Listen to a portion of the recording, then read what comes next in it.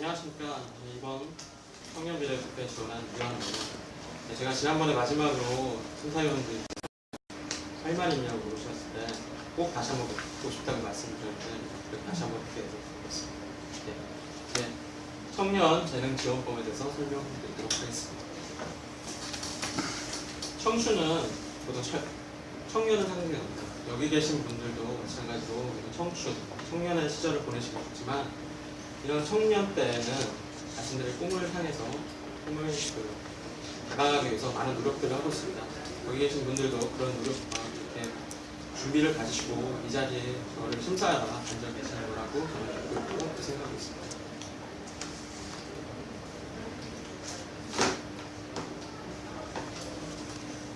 하지만 저희 청년들은 이런 아르바이트, 경력, 취업난 속에서 자신이 갖고 있는 꿈에 대해서 고민하고 그다음에 준비하고 또한 지원받을 수 있는 그런 모든 것들을 많이 놓치고 있습니다. 그래서 제가 그리고 저희 주변 친구들과 함께 청년재능교육부에 대해서 그래서 고민하고 그다음에 연구해 보았습니다. 어떻게 해야 할까요? 여러 가지 지원 법률들이 많습니다. 과연 이런 것들이 청년들을 위해서 많은 도움이 될지 고민해 봤고, 그 고민들은 그 법을 보면서 많은 것이 바로 수박 겉핥기 형태로 진행된 게 많다고 생각해 왔습니다. 많은 것들이 준비된 사람들을 위해서 지원되고 있습니다.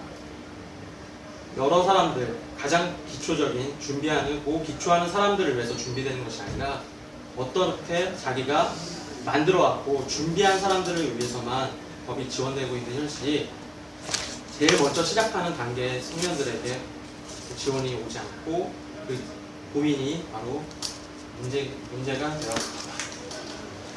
그래서 쉽지 않습니다. 이 문제를 해결하기 위해서 저희 아까 말씀드렸듯이 저는 많은 고민을 했습니다.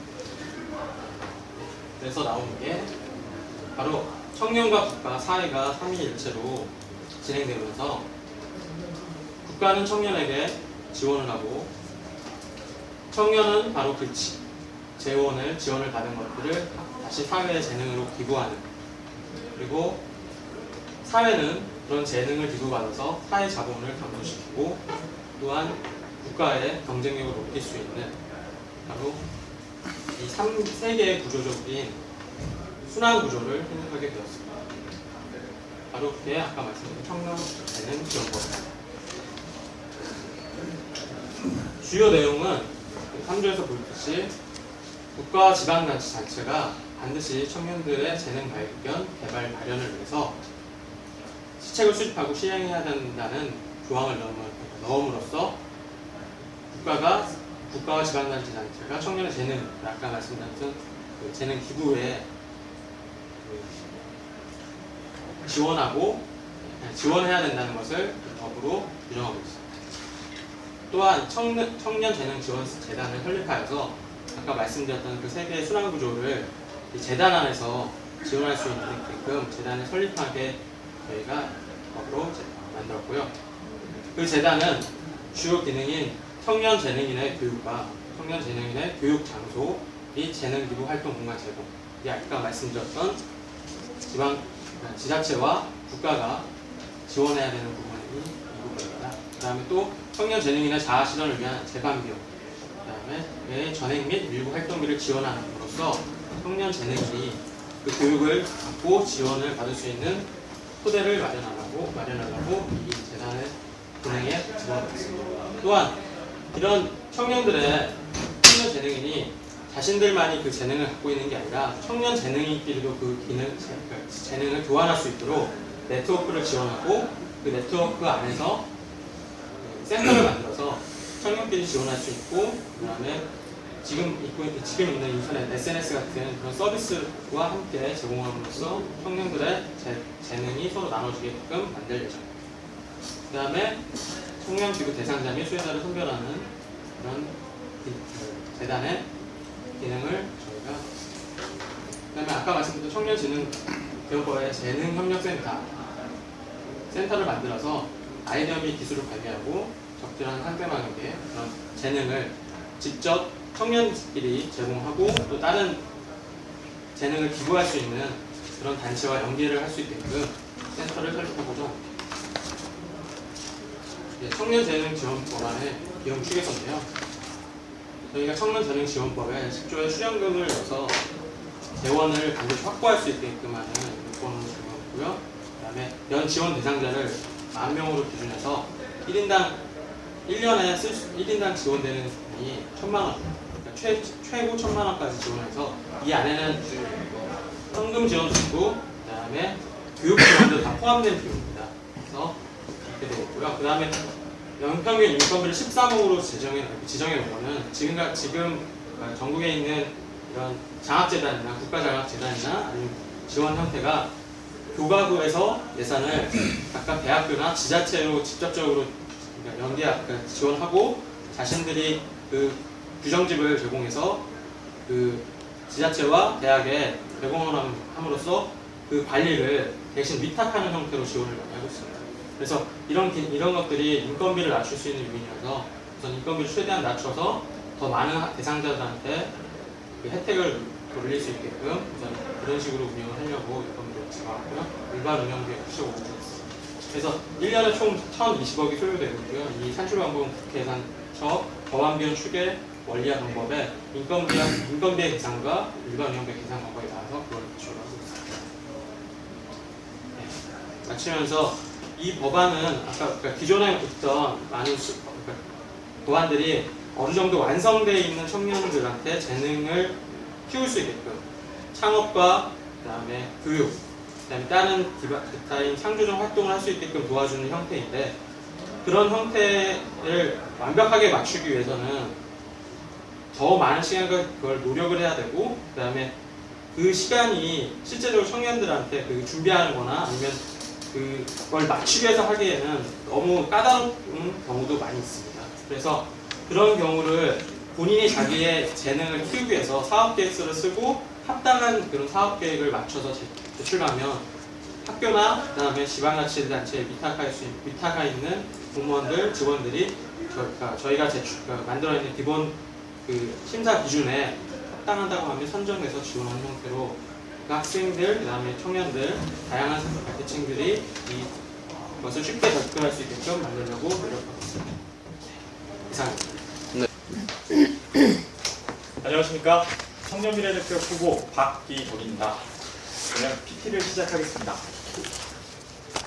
저는 청사복합주택의 도입을 위한 일부 법률 개정안에 대해서 입법 과제를 발표했습니다. 우선 사진을 보시면 달팽이가 나와 있습니다.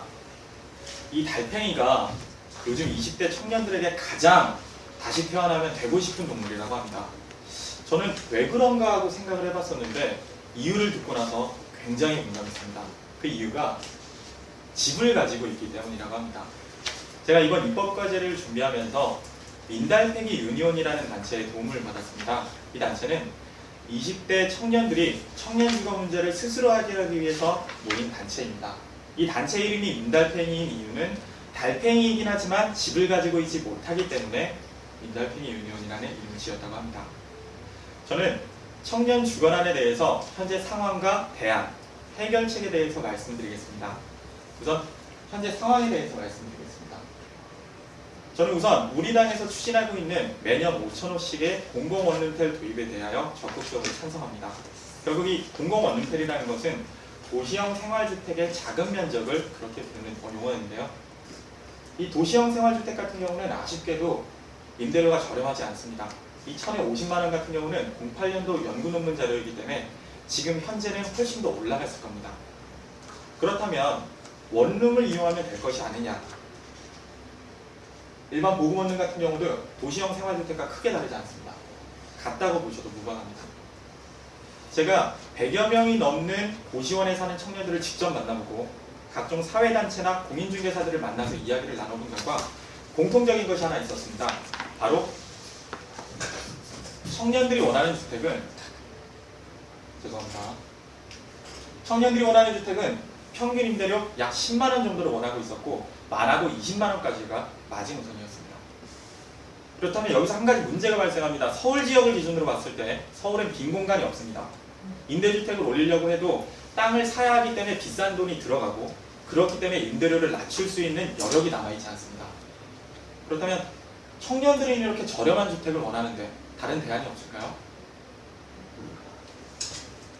저는 서울에는 우리가 모르는 숨겨진 공간이 있다는 것을 깨달았습니다. 그리고 이 공간은 저녁 6시부터 그 다음날 아침 9시까지만 열립니다. 혹시 어딘지 아시겠습니까? 어디서나 볼 수 있는 건물입니다. 이 건물 안에 공공청사가 있다고 가정을 해봤습니다. 공공청사 아침 9시가 되면 공무원들이 출근을 합니다. 그리고 업무를 보다가 저녁 6시가 되면 퇴근을 하게 됩니다. 근데 이 건물에 공공청사만 있는 것이 아니고 일반 주택이 같이 있습니다. 일반 주택 저녁 6시가 되면 회사원들이나 사람들은 퇴근해서 돌아오게 되죠. 그리고 저녁을 먹고 생활을 하다가 자고 일어나서 출근을 하게 됩니다. 보시는 것처럼 공공청사 이용인구와 주택인구는 같은 공간에 있다고 하더라도 시간 패턴이 다르기 때문에 같이 겹치지 않습니다. 제가 낸 법안을 관통하는 하나의 핵심은 용적률이라는 개념을 공간에 한정시켜서 보지 말고 시간에 따라서 달리 보자는 겁니다. 보통 용적률을 제한하는 이유는 단위 시간당 인구 밀도가 늘어나게 되면 복잡해지고 혼잡해지고 그리고 수도, 전기, 하수, 가스, 기반 시설이 부족하게 되기 때문입니다. 그런데 이것처럼 같은 공간에 있다고 하더라도 겹치지 않는 경우는 하나의 해결책이 될 수 있다는 깨달음을 얻었습니다. 공유주입니다. 그리고 공공시설이 위에 올라와 있습니다. 이 공공시설은 유치원, 동주민센터, 구청, 사회복지센터 어떤 것이든 될 수 있습니다. 그리고 보통 공공시설에는 미이용 공간이 있습니다. 간단하게 말해서 이 미이용 공간을 도시형 생활주택으로 변경하자는 겁니다. 복합해서 짓게 되면 비용이 감소하기 때문에 청년들이 원하는 저렴한 주택을 공급할 수 있는 계기가 된다는 거죠. 아마 지금쯤 아이디어는 굉장히 뛰어나지만 이게 가능하겠어? 라는 생각을 하실 수가 있습니다. 그렇다면 제가 선진 사례 몇 가지를 보여드리겠습니다. 그 사례를 보여드리기 전에 첫 번째 이 도입을 하게 되면 세 가지 큰 장점이 있습니다. 택지 비용이 들지 않기 때문에 저렴한 공급이 가능하게 되고 청년들이나 1인 가구가 원하는 저렴한 월세를 낼 수 있다는 겁니다. 보통 1인 가구는 평균 월급이 120만원가량입니다. 이 120만원가량 되는 사람들이 처음에 고려했던 임대료 50만원에 공과금까지 내고 나면 월급 절반 이상이 주택에 들어가게 됩니다. 그런 부분을 해소할 수 있는 법안이고요. 빠른 시간 내에 도입이 가능합니다. 그리고 세 번째는 청사 기능과 시너지 효과가 발생한다는 겁니다. 이게 어떤 내용이냐면 간단하게 말씀드려서 20대 여성들 치안이나 성폭력에 굉장히 불안해합니다. 근데 이런 여성들이 지구대나 아니면 여성센터와 복합된 건물에 살고 있다. 훨씬 더 편안하게 생활을 할 수가 있고요. 장애인이나 독거노인 같은 사회복지 서비스가 필요한 분들이 동주민센터나 사회복지센터와 복합된 건물에 산다면 훨씬 서비스 접근이 가능하고요. 학생들이 도서관과 복합된 건물에 산다면 교통비도 줄이면서 훨씬 더 학업에 집중할 수가 있게 됩니다. 바로 이 사진이 제가 말씀드린 선진 사례의 하나입니다. 이 사진은 일본 국토교통성에 있는 자료를 제가 참고를 했는데요. 보시면 아시겠지만 이 빨간색 부분이 공공청사고 이 위에 하얀색 부분이 도시형 생활주택입니다. 두 번째도 마찬가지입니다.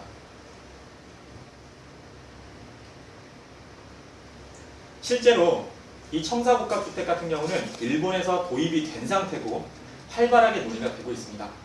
그리고 최근에는 박원순 서울시장도 이 임대주택을 시찰하기 위해서 이번 달에 일본을 직접 순방했던 일이 있습니다. 제가 이번에 준비하면서 서울시 주거정책실에 문의한 결과 이것을 도입하는 데는 몇 가지 제약이 있었습니다.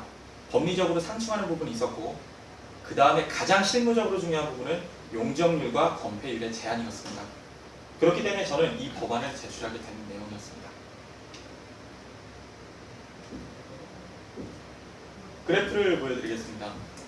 이 내용은 우선 좌측에 있는 그래프가 개소, 그러니까 보시는 것처럼 매입다가구, 공공도서관, 서울형 어린이집, 종합사회 복지관이네요. 여기에 대한 개수를 누적해서 표현한 그래프이고 누적해서 공급했을 때 얼마만큼의 면적을 확보할 수 있냐는 내용의 그래프입니다. 그렇지만 여기에는 제가 말씀드렸던 우체국, 지구대, 경찰서, 동주민센터, 구청 공급할 수 있는 공공청사를 모두 다 활용한다면 2016년 기준으로 대략 12만 세제곱미터 정도가 공급이 가능한데 저희가 이 법안을 도입을 해서 사회적인 합의를 끌어내고 공공기관의 이해를 돕는다면 12만 세제곱미터가 아니라 아주 보수적으로 잡았을 때 20만 세제곱미터 이상의 공급이 가능합니다. 그리고 이 20만 세제곱미터는 축구장으로 따지면 30개의 넓이고요. 지금 현재 공급을 추진하고 있는 14세제곱미터의 공공 원룸태를 기준으로 봤을 때는 주택 1만 호 이상입니다. 다시 말씀드리지만 아주 보수적으로 잡은 수치고요. 이런 효과를 통해서 한 호 한 호당 공급하는데 40%가량의 사업비를 절감할 수가 있습니다. 결국 우리는 이 모든 것을 통해서 얻어낼 수 있는 것이 무엇이냐? 청사복합주택 평균 임대료는 월 15만 원 선에서 해결할 수가 있습니다. 만약에 여기서 우리 당이 추진하고 있는 주택 바우처 제도라든지 기타 다른 제도를 통해서 공급을 원활하게 할 수 있고 이용을 원활하게 하게 할 수만 있다면 분명히 실질적이고도 피부에 와닿는 대안이 될 것입니다. 저는 이번에 입법과제를 준비하면서 두 가지 깨닫게 된 점이 있습니다. 입법의 중요성과 입법의 한계입니다. 입법의 중요성은 좋은 아이디어가 있어도 제도와 현실이 지금처럼 차이가 있다면 제도를 현실에 수렴하게 하는데 가장 중요한 역할을 하는 것이 입법이라는 깨달음이었습니다. 그리고 제가 이번 과제를 준비하면서 보다 많은 사람들을 만나고 직접 발로 뛰고 모임과 실무자들과 이야기를 나누면서 느꼈던 것은 입법에 한계가 있다는 것이었습니다. 네, 보통 우리들은 주거나 주택을 공급하면 해결된다는 생각을 할 수가 있는데 주택을 공급하는 게 작고 한계가 있는 수준이라면 그걸 인정하고 사람과 사람 사이의 관계를 통해서 사회적 지지망을 높이고 공동체 회복을 통해서 주택이 주지 못하는 주거의 질을 사람과의 관계를 통해서 주거의 질을 향상하는 운동이 있다는 거였습니다. 저는 이번 입법과제를 통해서 국회의원에게 중요한 것이 입법에 대한 명확한 생각과 그리고 입법만이 다가 아니고 직접 국민들에게 발로 뛰면서 정보를 얻는 것이 중요하다는 것을 깨달았습니다. 긴 내용이었는데 집중해 주셔서 대단히 감사합니다. 저 이거 입법 개정 준비하면서 이게 참 보통 쉬운 일이 아니더라고요. 참 국회의원 되는 것도 참 쉽지가 않네요. 부족하지만 제가 준비한 만큼 최선을 다해서 발표해 보겠습니다. 전 이번에 교육에 이번 과제를 교육에 초점 맞춰보았거든요. 제가 사범대 출신이다 보니까 교육 쪽에 관심을 가질 수밖에 없더라고요. 그래서 전 나름대로 평상시에 생각할 때도 교육이 똑바로 바로 서야 나라가 바로 서고 그리고 우리 대한민국의 교육도 그 미래도 우리 대한민국의 미래도 교육에 달려있다고 저는 그런 생각했습니다. 그래서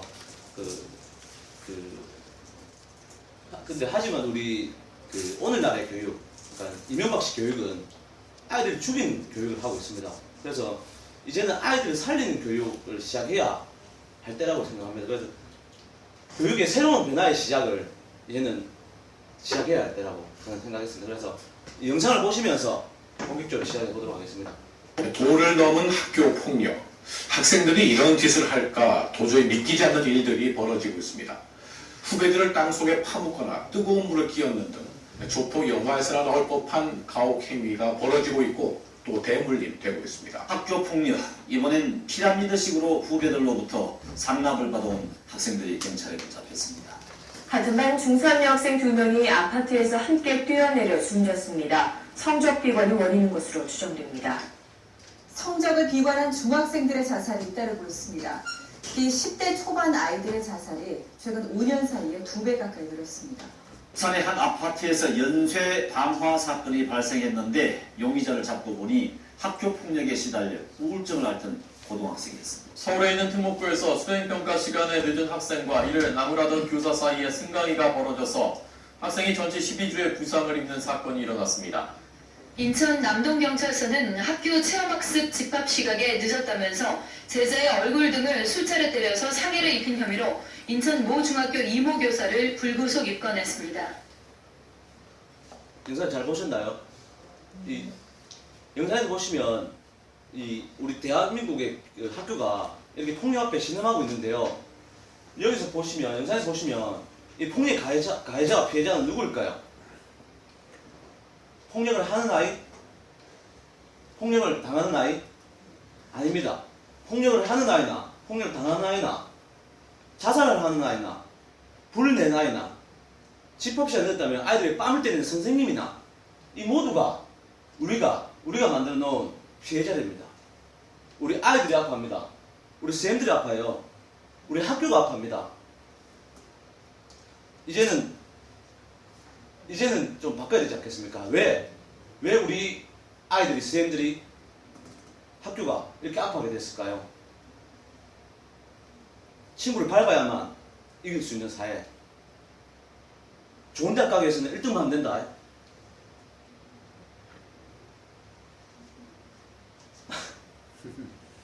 점수만 잘 받으면 좋은 데 갈 수 있다. 그리고 아들아, 구영수만 잘하면 된다. 이게 우리가 배웠던 나만 잘하면 되지. 나만 잘 되면 되지. 이게 바로 우리 받았던 교육입니다. 특히 이명박 정부에서는요, 이 학교 폭력을 대처한 자세들이 참으로 폭력 정부답게 강제력과 처벌로 이 문제를 해결하려고 하고 있습니다. 학교 폭력 때문에 아파하는데 폭력을 해결한다? 애들 죽습니다. 또 죽습니다. 애들 또 죽어요. 말이 안 됩니까, 이게? 이제는 그 문제를 저는 교육에서 찾아야 된다고 생각합니다. 지식 암기 위주의 교육이 아니라 가치 중심, 그리고 더불어 함께 공부하는 교육 공동체로 새로운 교육 패러다임의 새 대전환이 필요하다고 생각합니다. 그 대전환의 시작을 저는 행복 수업의 그 답을 시작해보자 합니다. 제가 행복 수업을 처음 들었을 때는요, 그 대학 제가 강의 들었을 때 우리 교수님이 이야기를 하시더라고요. 그래서 참으로 매력적이더라고요. 그래가지고 이거를 우리나라에도 이런 걸 한번 우리 아이들에게 한번 해봤으면 참 좋겠다 라는 생각을 했었습니다. 이 책이 제가 들고 온 이 책이 보시면 이 행복 수업, 독일에서 처음 나왔는데요. 이 행복 수업을 처음 만드신 교장선생님의 책입니다. 그래서 이분이 행복은 우연이 아니다. 행복은 배울 수 있는 것이다. 그리고 그것은 빠르면 빠를수록 좋다라고 얘기했습니다. 결국 행복은 배울 수 있다는 것이죠. 우리 아이들이 행복 수업을 받게 되면요, 독일 아이들처럼 이렇게 행복 수업을 받게 되면 자기 자신의 잠재력과 그리고 자신감, 무엇은 사물에 긍정적으로 생각하는 마음, 그리고 친구를 소중히 여기는 그런 생각들이 있습니다. 그런 생각들이 나오고요. 그래서 저는 이렇게 어릴 때부터 우리 아이들에게 우리 삶 속에서, 교육 속에서 행복을 찾아줘야만 커서 이 친구들 사회에 나갔을 때도 사회를 행복하게 만들 수 있을 거라 저는 확신합니다. 네. 그래서 제가 이 행복 수업을 해서 새롭게 초중등 교육법에 일부 그 신설을 해서 만들어 보았습니다. 제23조 2 행복 수업 및 편석 및 운영으로 해가지고요, 이 신설 조항으로 해서 만들었습니다. 근데 좀 특이한 게, 이 과목이 좀 특이한 게요. 보시면 이게 사망에 보시면 행복교사는 전체 현직 교사에 관하며 정기적인 교육과 연수를 받아야 한다고 적혀 있습니다. 근데 따로 사회선생님, 보호선생님 있는 게 아니라 전체 선생님이 행복교사가 되는 거죠. 그리고 연수를 통해서 선생님들이 이렇게 교육을 받아야 되고요. 그게 왜 그러냐면요, 행복이라는 것은 선생님이 행복하지 않은데 어떻게 애들한테 행복을 가르칠 수 있겠습니까? 그래서 선생님 연수를 받고 애들의 연수를 통해서 받은 교육을 아이들에게 또 전달해주고, 전달해주면 결국에는 그게 선생님도 행복하고 아이들도 행복한 그런 학교가 행복하고 사회가 행복한 그런 세상이 오지 않을까, 저는 그렇게 생각합니다.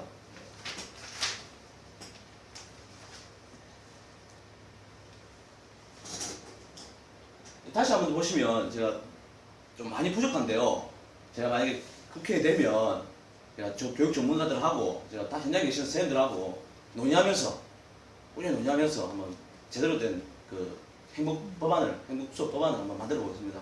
꼭 해보고 싶어요. 우리 아이들에게 꼭 낫게 해주고 싶습니다. 여건이 되면 이게 그 시도교육청으로 이관을 해가지고 교육 과정을 좀 자유롭게 좀 만들었으면 좋겠고, 그리고 최소한 하루에 수업 시간 하루에 1시간 정도는 이 수업 실수에 편성될 수 있도록 했으면 참 좋을 것 같습니다. 예산안은요, 이 제출 자료를 보시면 참 좋을 것 같고요. 이 모든 이 지원자들이 그런 생각을 해보셨을 거예요. 이게 만약에 현실적으로 된다면이라는 상상을 해보셨을 겁니다. 저도 이게 상상을 해봤는데요. 학교의 행복 수업을 듣는 우리 아이들의 행복한 모습 한번 상상해 보십시오. 대박 아닙니까? 저는 엄청 좋다고 생각하거든요.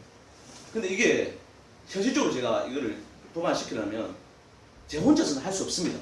솔직하게 얘기하면. 그래서 우리 동료, 아버지 같은, 어머니 같은, 삼촌 같은 동료 의원분들을 하고 제가 어쩌든지 설득을 시켜야 돼요. 그래서 등산을 가서라도 설득을 하고 술을 한잔 먹어서라도 제가 설득을 해야 됩니다. 꼭 제가 하고 싶은 건 꼭 통과시켜보고 싶습니다.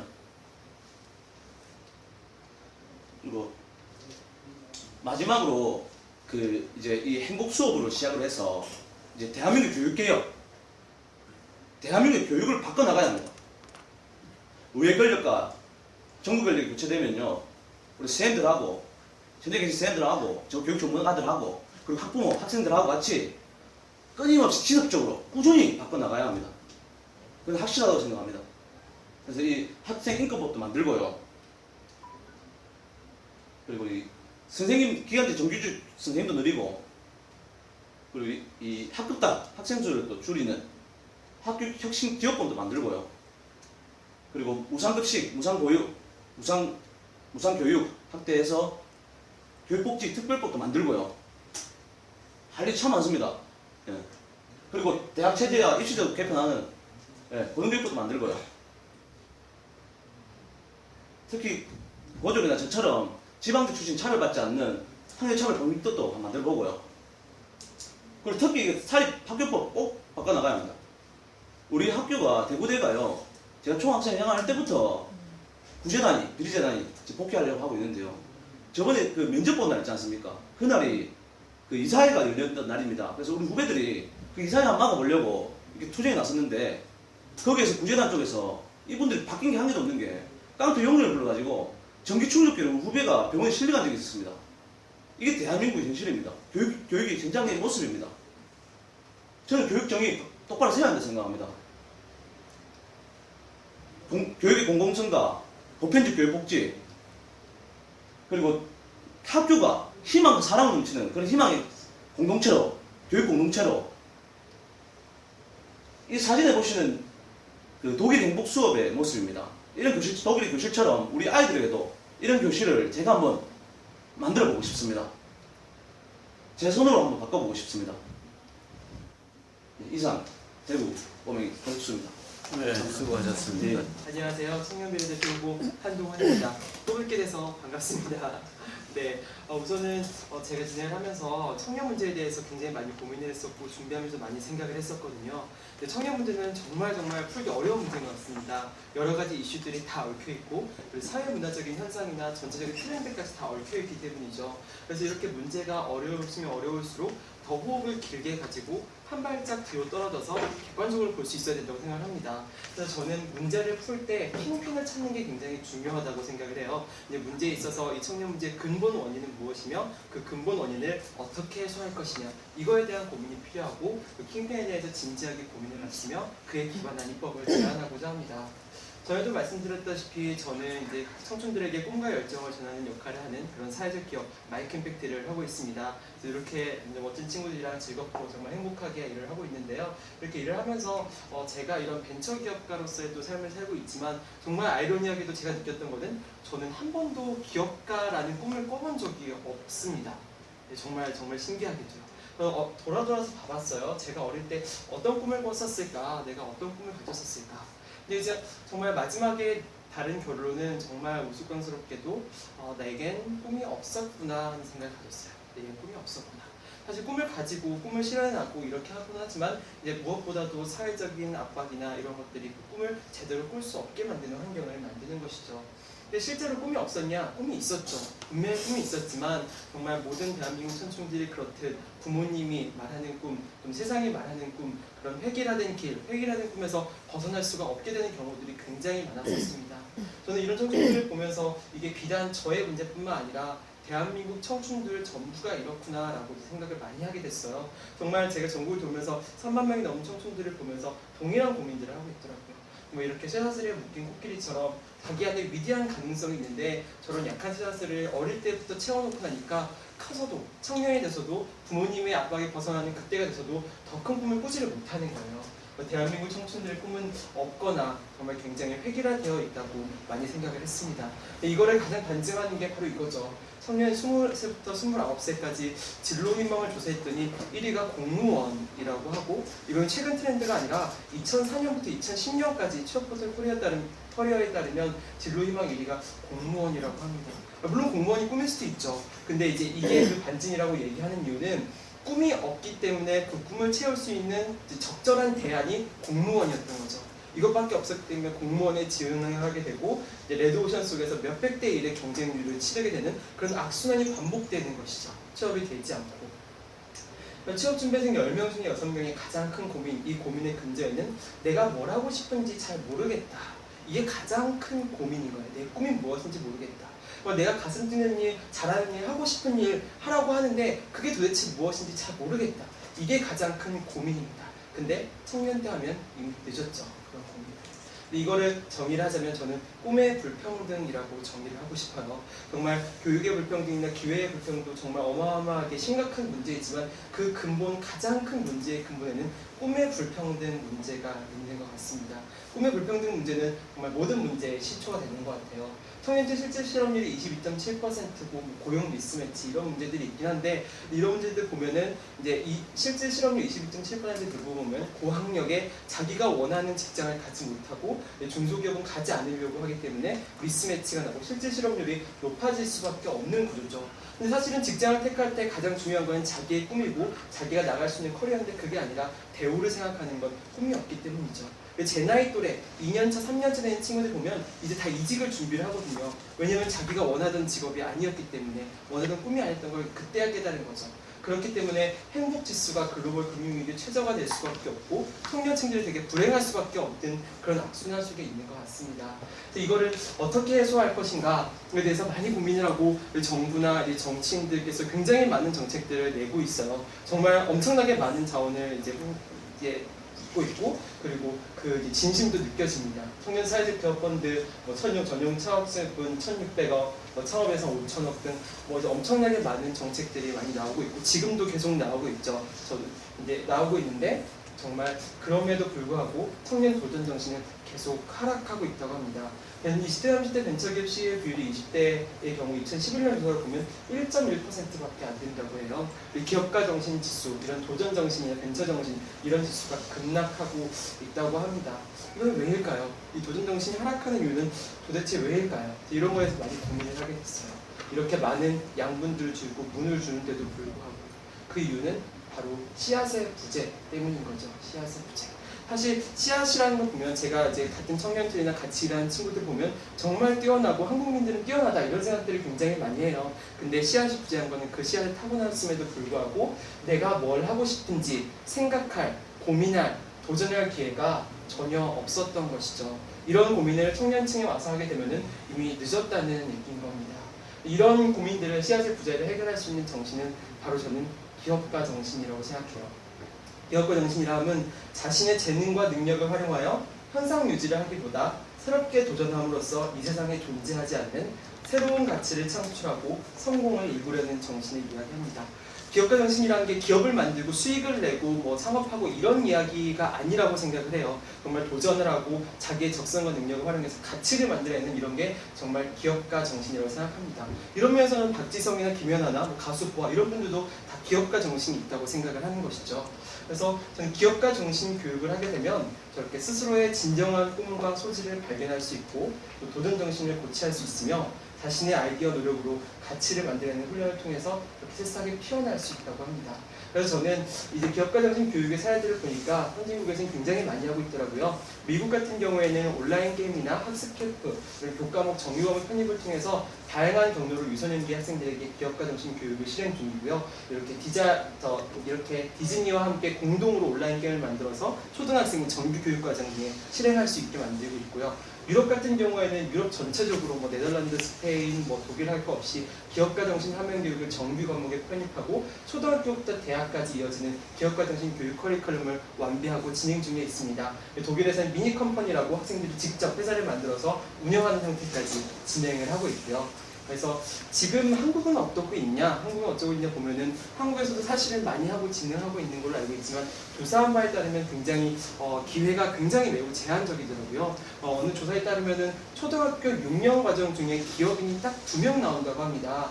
유일한 그리고 정주영. 유일한이 딱 1회, 정주영이 딱 2회 언급되고요. 창업진흥원에서 청소년 비즈풀 사업을 진행을 하고 있으나 고등학교에 한정되어 있고 고등학교 100개 정도 고등학교 그리고 특성화 고등학교에만 한정되어 있어서 굉장히 일부분의 수혜율만을 기록하고 있다고 합니다. 그래서 굉장히 어릴 때부터 기업가 정신을 만드는 이런 작업들이 되지 않고 있다는 것이죠. 그래서 저는 이에 기반해서 기업가 정신 교육 진흥 법안을 제안하고자 합니다. 기업가 정신 교육에 대한 교과과정 개발위원회를 교육과학기술부 산하에 설치를 하고 한국교육과정평가원 연결해서 이런 교육과정을 만들고요. 국가기업가 정신진흥원, 지금의 기업가정신재단과 비슷한 역할을 하는 진흥원을 설립하거나 아니면 재단과 같이 협력을 해서 기업가 정신 교육 프로그램을 개발 지원해서 초등에서 고등학교까지 일괄적인 정규교육과정 편성을 하는 그런 특별법안을 저희가 제안을 하게 되었습니다. 체계의 육성을 위해서 단계적으로 이어질 수 있는 게 있어야 되고요. 초등학교 때는 기본 경제 및 금융, 기초교육을 하고 중학교 넘어가서는 정말 기업가 정신 교육을 통해서 자기의 꿈이나 진로에 대해서 진지하게 생각할 수 있게 하고 고등학교 때는 실제로 창업을 하게 해서 창업 실무 인력까지 양성할 수 있는 이런 과정을 만들게 하고요. 교육 도입 과정은 교육과정 개발에 약 1년 정도, 선진국 벤치마킹을 통해서 1년 정도 개발을 만들고 선도학교를 선정해서 부분적 시행 2-3년 정도 하고 교육과정 개편하는 작업을 4년 차에 진행할 이런 계획으로 진행하고 있습니다. 사실 이런 기업가 정신 교육 같은 경우는 단순히 청년의 문제를 시작했지만 청년의 이야기는 아닙니다. 이 문제가 해결할 수 있는 것은 정말 국가의 건강한 성장 동력을 확보할 수 있다는 굉장히 큰 의미가 있습니다. 그래서 이스라엘 같은 경우에는 청년의 80%가 창업을 꿈꾸고 있고요. 이스라엘 같은 경우는 굉장히 작은 나라에도 불구하고 지난 10년 동안 미국의 2배에 가까운 성장률을 기록하고 나스닥에 상장된 기업 중에 반 이상이 이런 이스라엘 기업이라고 합니다. 그리고 특히 우리나라의 그레이트한 사람들, 박지성이나 김연아나 가수 보아나 이런 그레이트한 사람들, 스티븐 잡스도 나올 수 있는 환경이 바로 이거에서 나올 수 있다고 생각합니다. 가장 중요한 것은 이 시대 청춘들의 진정한 행복입니다. 남이 주인이 되는 게 아니라 내가 주인 되는 삶. 이게 있다면은 연봉을 적게 받아도 정말 행복하게 할 수 있고 자기의 꿈을 향해서 달려갈 수 있는 것이죠. 저는 제가 꿈꾸는 나라는 청춘 국가입니다. 정말 청춘이 청춘다운 나라. 청춘이 자기의 꿈을 못 이루고 환경 때문에 못 이루고 꿈도 없고 좌절하고 어렵고 이런 게 아니라 정말 꿈과 열정을 가지고 그 꿈을 향해서 도전하고 실패하다도 다시 일어나서 도전하는 그런 자기의 꿈을 향해 나가는 청춘이 청춘다운 나라, 청춘 국가가 저의 꿈입니다. 감사합니다. 20대 청년대표 국회의원 후보 김동환입니다. 제가 지난 1월 이후부터 경선의 과정 속에서 정말 저만의 고민이 아니라 정말 어떻게 하면 정말 많은 청년 학생들의 문제를 받아 안을 수 있을까 고민을 했습니다. 그 고민 끝에 전국의 50개 지역에 있는 대학들을 돌아다니면서 각각의 학생들이 갖고 있는 요구들을 분석해 보는 결과 아주 공통적으로 청년 주거에 대한 문제를 피해 나갈 수가 없었습니다. 청년 주거 대란, 오늘 제가 드리고자 하는 말씀입니다. 자, 이렇게 청년 주거 대란이 굉장히 심해짐에 따라서 이제 대학 생활을 하는 학생들이나 갓 사회 초년생 이 청년들에게는 이 문제가 또 자기 삶에 직결되는 부분으로서 일정 부분 굉장히 크게 작용하고 있다는 것을 많은 언론 기사를 통해서 알 수 있습니다. 한번 4년 동안 고시원에서 살고 있는 청년을 만나봤습니다. 군대 갔다 와서 다음 학기부터 고시원 살았어요. 08년 3월부터 살기 시작해서 예. 비용은 한 달에 30만 원. 근처에서 이제 30만 원 치고 큰 방이 있어요. 30만 원 치고 큰 방이요. 이렇게 딱 보면은 그렇게 큰 방 같지는 않은데 근처에 비해서 그나마 큰 방이 있다 이런 말씀이신 거죠. 지금 상당히 이제 떨어지죠.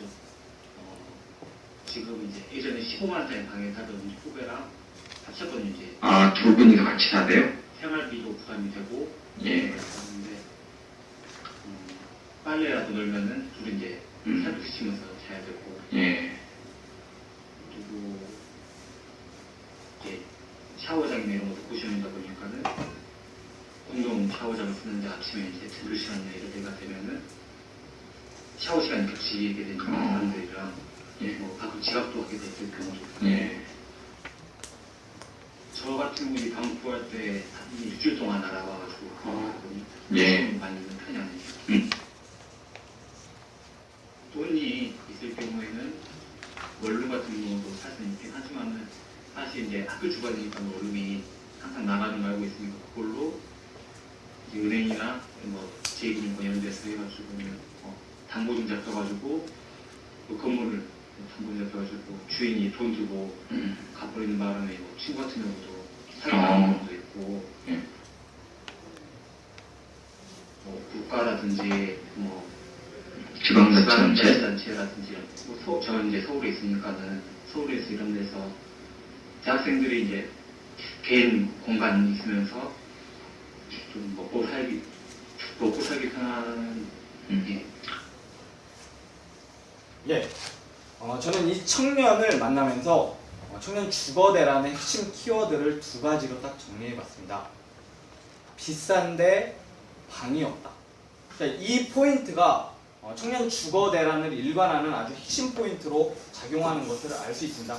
자, 그래서 왜 이렇게 주거대란이 심각하게 발생하고 있느냐 요인을 한번 분석해봤습니다. 첫 번째는 전세 가격의 상승입니다.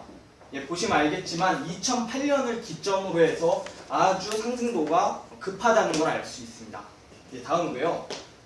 대학에 약간 초점을 맞춰봤습니다. 그럼 현재 대학생들이 대학 내에 주거 공간이 얼마나 확보가 되어 있을까? 예, 확인을 해봤더니 평균 10%에 미치지 못했습니다. 자, 심지어 뭐 상경대 같은 경우에는 기숙사가 없기 때문에 뭐 이런 주거 공간이 없지만 광운대 1.7%, 세종대 1.4%, 서울 도심의 한가운데 자리하고 있음에도 불구하고 주거 공간이 확보되지 못해 나머지 90% 학생들은 전부 외부에 있는 민자 기숙사나 아니면은 원룸, 빌라 등으로 전전하면서 방을 구하기 굉장히 어려운 그런 현실을 볼 수 있겠습니다. 자, 그렇게 해서 학내에 기숙사가 없을 경우에 대안으로 지금 제시되고 있던 것들이 민자 기숙사입니다. 그런데 굉장히 고가입니다. 자, 현행 기숙사와 민자 기숙사를 대비해 봤을 때 숭실대학교 같은 경우에는 많으면은 5배 가까이 차이가 나는 것을 알 수 있습니다. 정말 민자 기숙사 대안이 아니라 해도 너무한 결과들이 지금 도출되고 있다는 평가들입니다. 예, 그래서 저는 이번 법률을 개정하기 위해서 법률 개정을 위해서 법률 개정안의 주요 핵심 내용은 국가와 지방자치단체의 영역들을 계속 넓혀나가는 것이 이 문제의 핵심 포인트겠다 생각하고 있습니다. 그래서 법률 개정안의 주요 내용으로서 대학이 민자 기숙사를 건립 시 국가 및 지방자치단체가 일정 지분을 의무적으로 소유하게 하고, 두 번째 대학 기숙사 수용률을 최소 20%까지 끌어당기는 것을 법으로 의무화하도록 하겠습니다. 그리고 세 번째는 청년 공공센터의 설립 및 지원센터를 운영하겠다는 것을 의무화해놓고요. 그리고 청년의 주거 지원 비용 마련 및 장기 저리 대출이 가능하도록 법 개정을 할 예정입니다. 예, 보시면 주택법 일부 개정 법률안입니다. 보시면은 신설된 안이 이렇고요. 청년에 대한 기준을 세우고 민자 기숙사를 건립할 경우 일정 지분 소유와 방금 전에 있던 페이지를 그대로 해서 명문화해서 넣었습니다. 그리고 또 하나는 5조 사항에 대한 신설입니다. 저소득층 청년 가구에 대한 지원 기준 설정 및 지원입니다.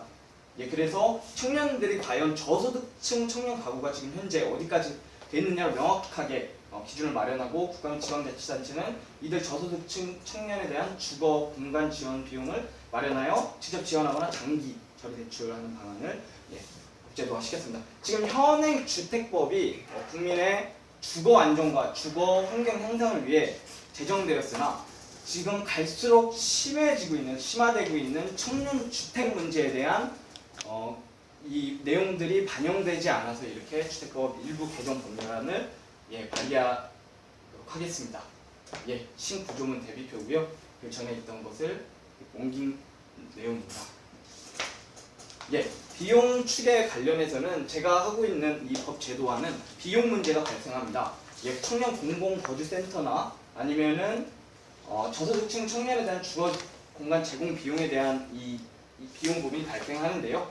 지금 공공학생 거주센터 설립 비용에 예상되는 비용이 그 구성과 운영에 있어서 구체적이고 명확한 장소와 규모가 달라질 수 있어서 현 시점에서 기술적인 비용 추이가 약간 어렵다고 느꼈습니다. 그리고 청년층에 대한 주거 비용 제공의 경우 저소득 청년에 대한 분명한 범위 설정이 선결되어야 하고 기금 운영 방식이 구체화되지 않아 비용 추계가 어렵다고 생각해서 이렇게 비용 추계 및 첨부 사유를 제출하겠습니다.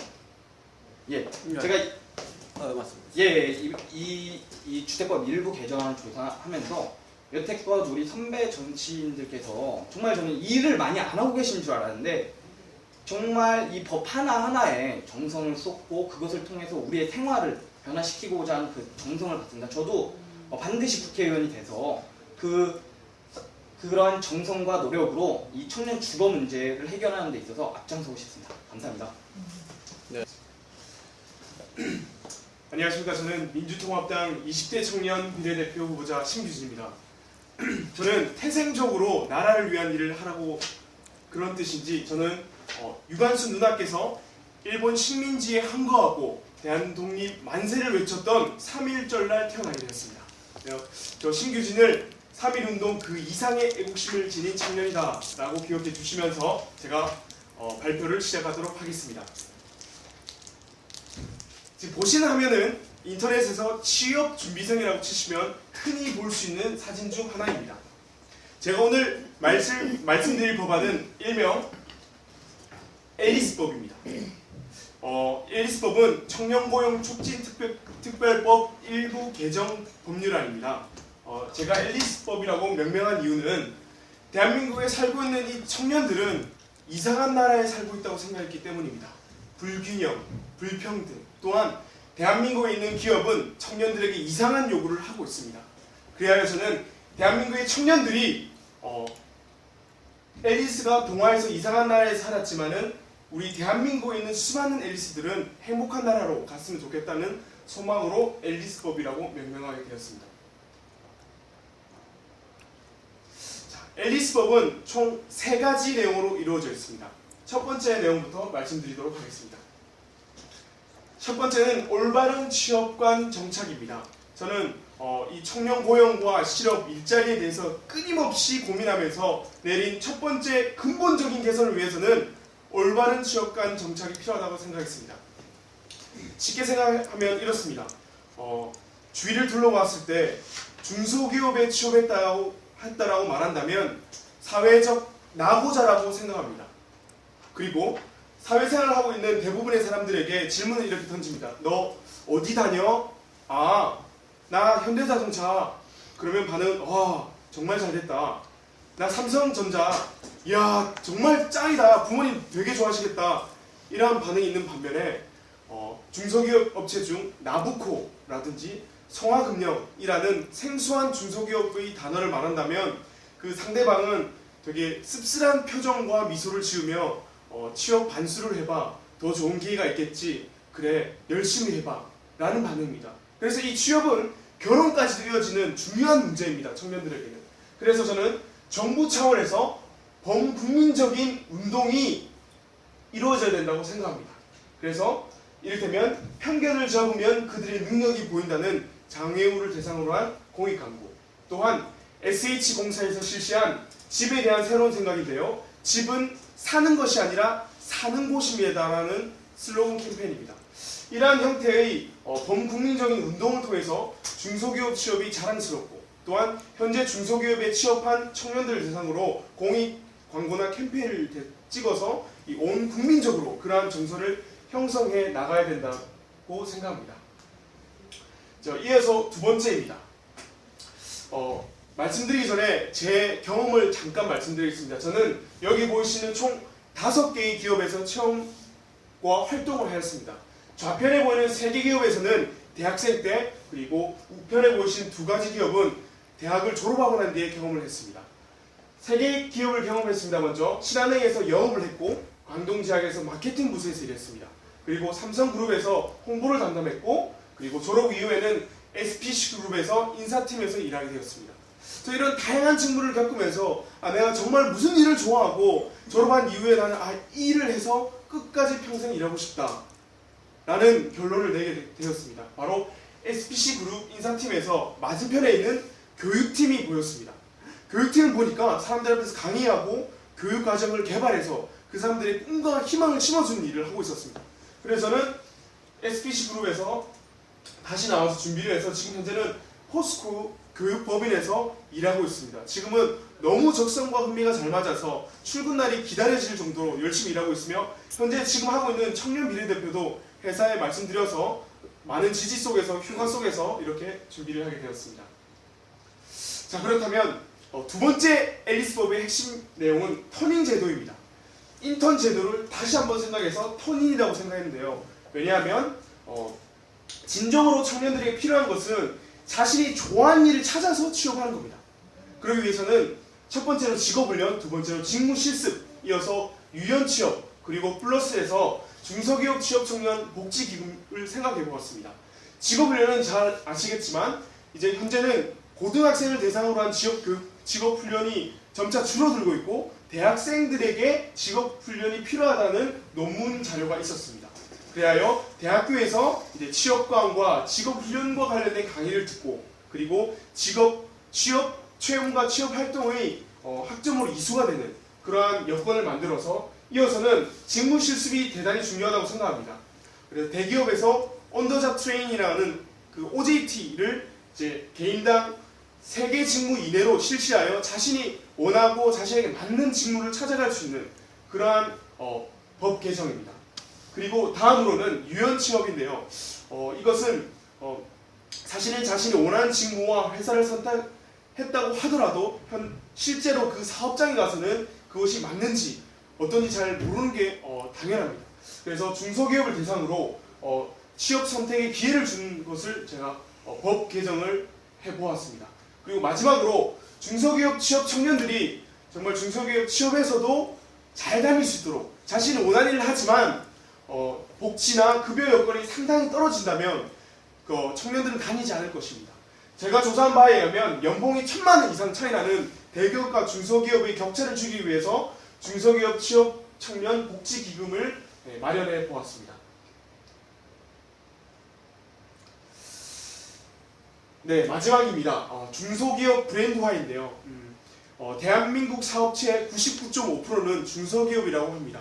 그래서 많은 청년들이 중소기업이 어떤 중소기업이 있고 어떻게 운영되고 있고 어떤 여건 속에 있는지 잘 모르는 것이 사실입니다. 그래서 정부 차원에서 중소기업을 대상으로 지원을 받아 몇 개의 그 중소기업체를 정해서 정부에서 브랜드화를 시켜서 전국 단위 대학교를 대상으로 부스를 설치하고 다양한 팜플렛 홍보를 통해서 중소기업 취업 알선에 도움을 주자는 것입니다.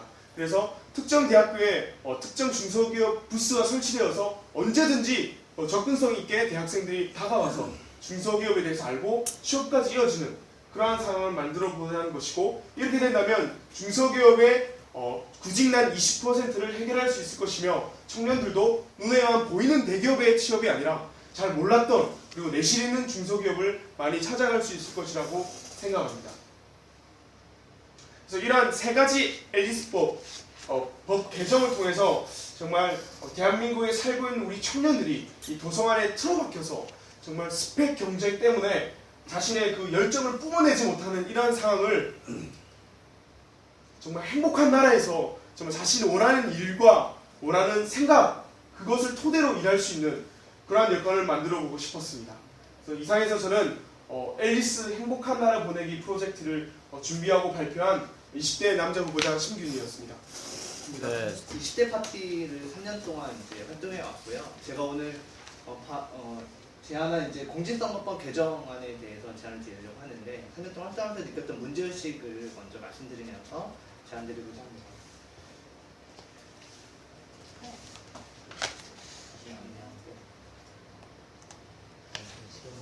네. 안 넘어가나요? 다시 한번 해보세요.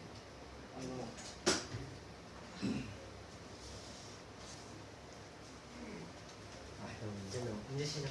아니 저기서 잠깐만 기다려주세요.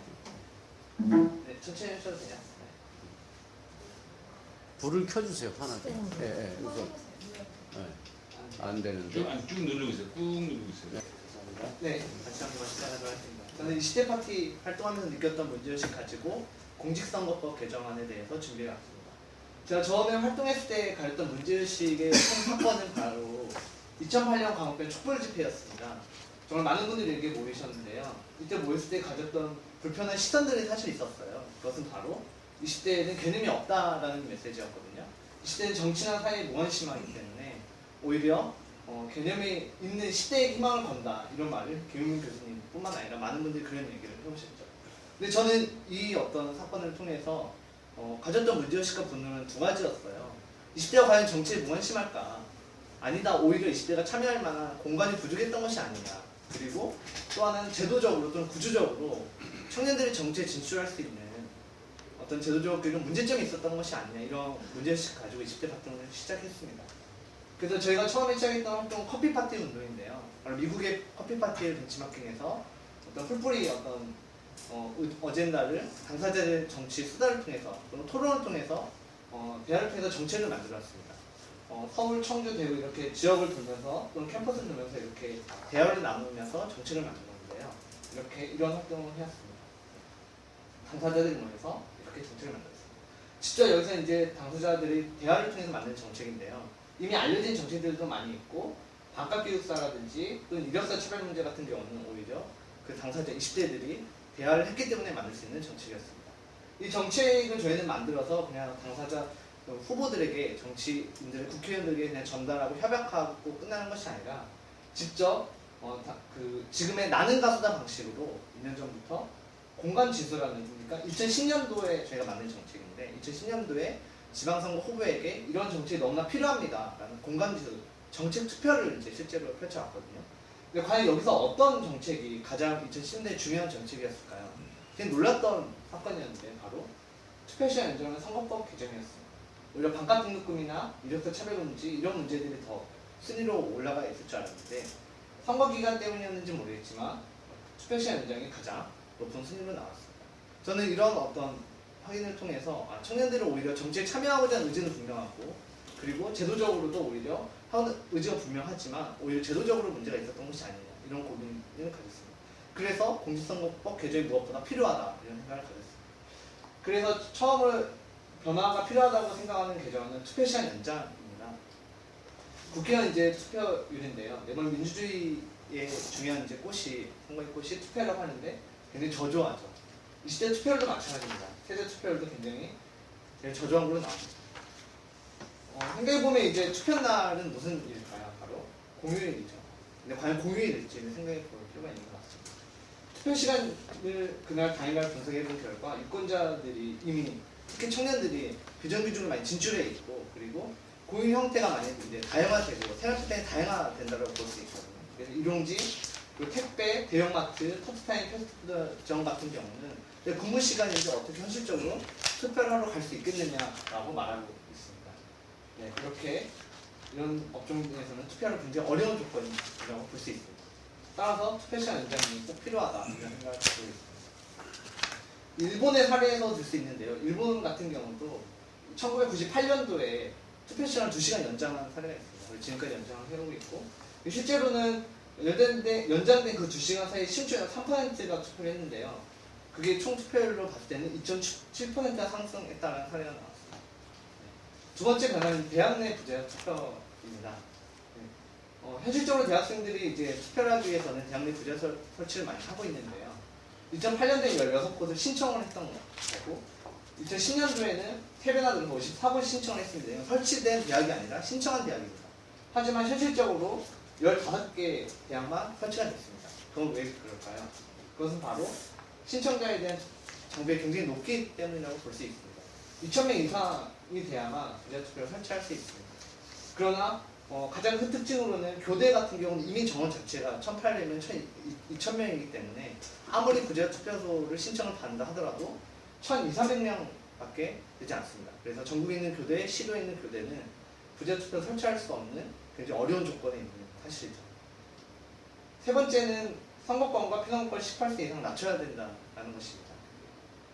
이미 사회가 많이 이제 청소년들과 청년들이 교육의 질이 향상했고 시대가 많이 변했다고 볼 수 있습니다. 이미 18세가 되면 군대를 갈 수 있고 공무원 임용이 될 수 있고 주민등록증이 발급되고 있습니다. 이미 성인으로 인식이 되고 있고 다만 선거권만 그걸 허용하지 않는 현실입니다.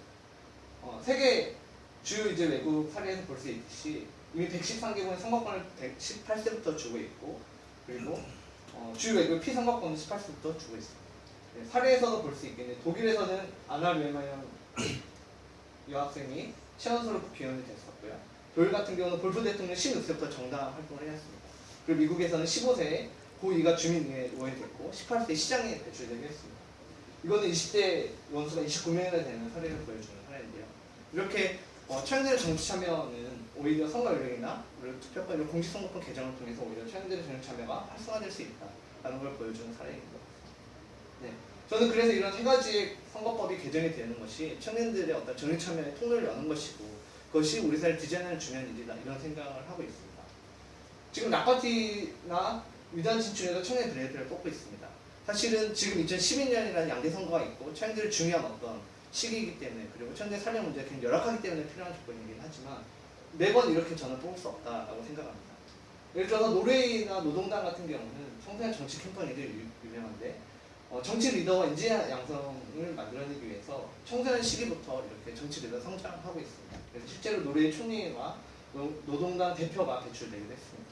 일본 같은 경우는 마세시나 정경술이라는 정치학교에서 정치 리더를 양성하고 있는데요. 교육생이 지금 248명인데 112명이 정계에 진출해 있고 그 중에 2011년에는 노다 의시오프가 총리로 배출되고 있습니다. 이미 청소년 시기와 청년 시기부터 정치로 성장하고 배출되어 있는 사례라고 볼 수 있습니다.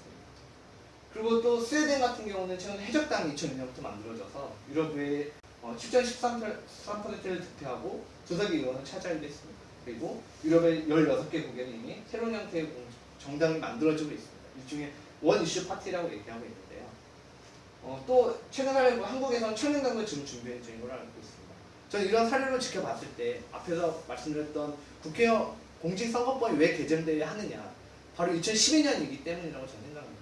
청년들이 이제 정치에 진출하고 있고 그것이 갖는 의미는 단순히 청년 국회의원 한두 명을 만들어내는 것이 아니라 정당의 시스템을 바꾸는 과정이면서 그런 정치 질서를 바꾸는 것이며 또 우리 사회 작동 원리를 바꿔내는 과정이라고 저는 생각합니다.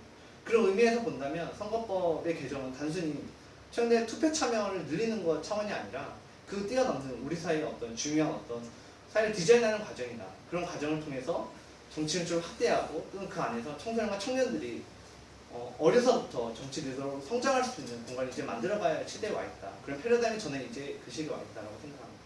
마지막으로 제가 영상을 하나 준비했는데 영상을 하나 보고 마무리를 하도록 하겠습니다.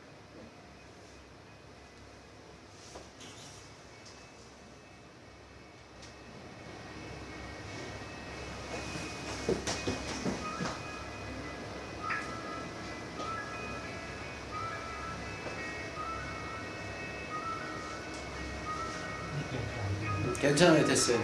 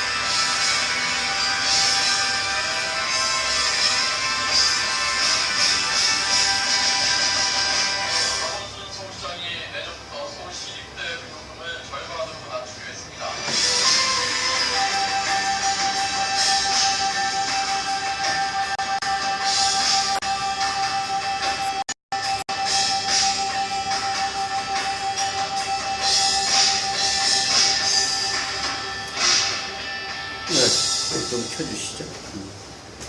네, 수고했습니다. 잘 들었습니다. 안녕하십니까. 저 20대 후보자 안상현입니다. 저는 현재 티켓몬스터라는 벤처회사에서 일을 하고 있습니다. 이 회사는 지금 창업한 지 1년 반밖에 안 됐는데 창업 당시에 26살짜리 창업자 4명에서 시작했던 회사가 지금 무려 1000명의 고용을 창출하고 있는 큰 회사가 되었습니다. 저는 이 회사에서 일을 하면서 와, 이 창업 벤처라는 게 이렇게 좋은 거구나. 나도 창업을 해야겠다. 이런 생각을 하고 늘 이런 얘기를 막 널리 알리고 다녔습니다. 그런데 얼마 전에 저희 회사의 한 직원분이랑 얘기를 하다 보니까 그분이 저한테 창업이 절대 좋은 게 아니다. 실패하면 끝장난다 이런 얘기를 하더라고요. 그래서 팀원의 한 직원 이야기를 드리려고 합니다. 이분은 지금 나이가 40이 넘으셨는데 본인도 15년 전에 처음 대학을 졸업해서 저희 회사 창업자나 제 나이 또래 때 사업을 해서 굉장히 크게 성공을 했다고 합니다. 그렇게 성공을 했는데 IMF가 갑자기 오니까 이 현금 흐름이라는 게 막히게 되지 않습니까? 현금 흐름이 막혀서 이게 뭐 한 두세 달 만에 빚이 10억이 넘어가는 바람에 파산을 하고 말았다고 합니다. 그 뒤로 자신은 그 빚 갚느라 10년이 걸렸다고 합니다. 낮에도 일하고 저녁에는 투잡 뛰고 밤에는 심지어 대리운전까지 했다고 합니다. 그래서 자기는 이제 다시는 도전 같은 거 안 한다고, 창업하는 거 너무 무섭다고, 주변 사람들도 무조건 말린다고 했습니다. 저는 이 사람의 무서운 거를 어떻게 하면 없앨까 그 생각해 본 결과가 이 동영상에 담겨 있습니다.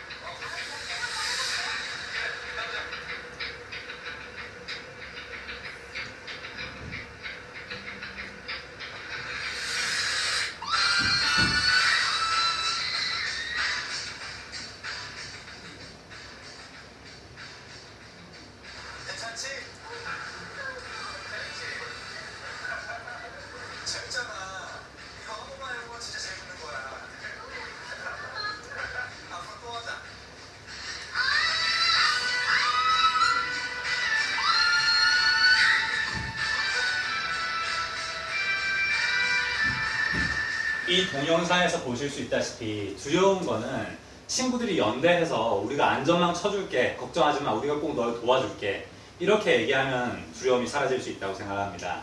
그래서 제가 하고 싶은 얘기는 우리가 도와줄게입니다. 그렇다면 구체적으로 이렇게 도와주겠다. 그게 청년 창업가 보호에 관한 법률안입니다. 이 법안은 크게 3가지 내용으로 구성되어 있습니다.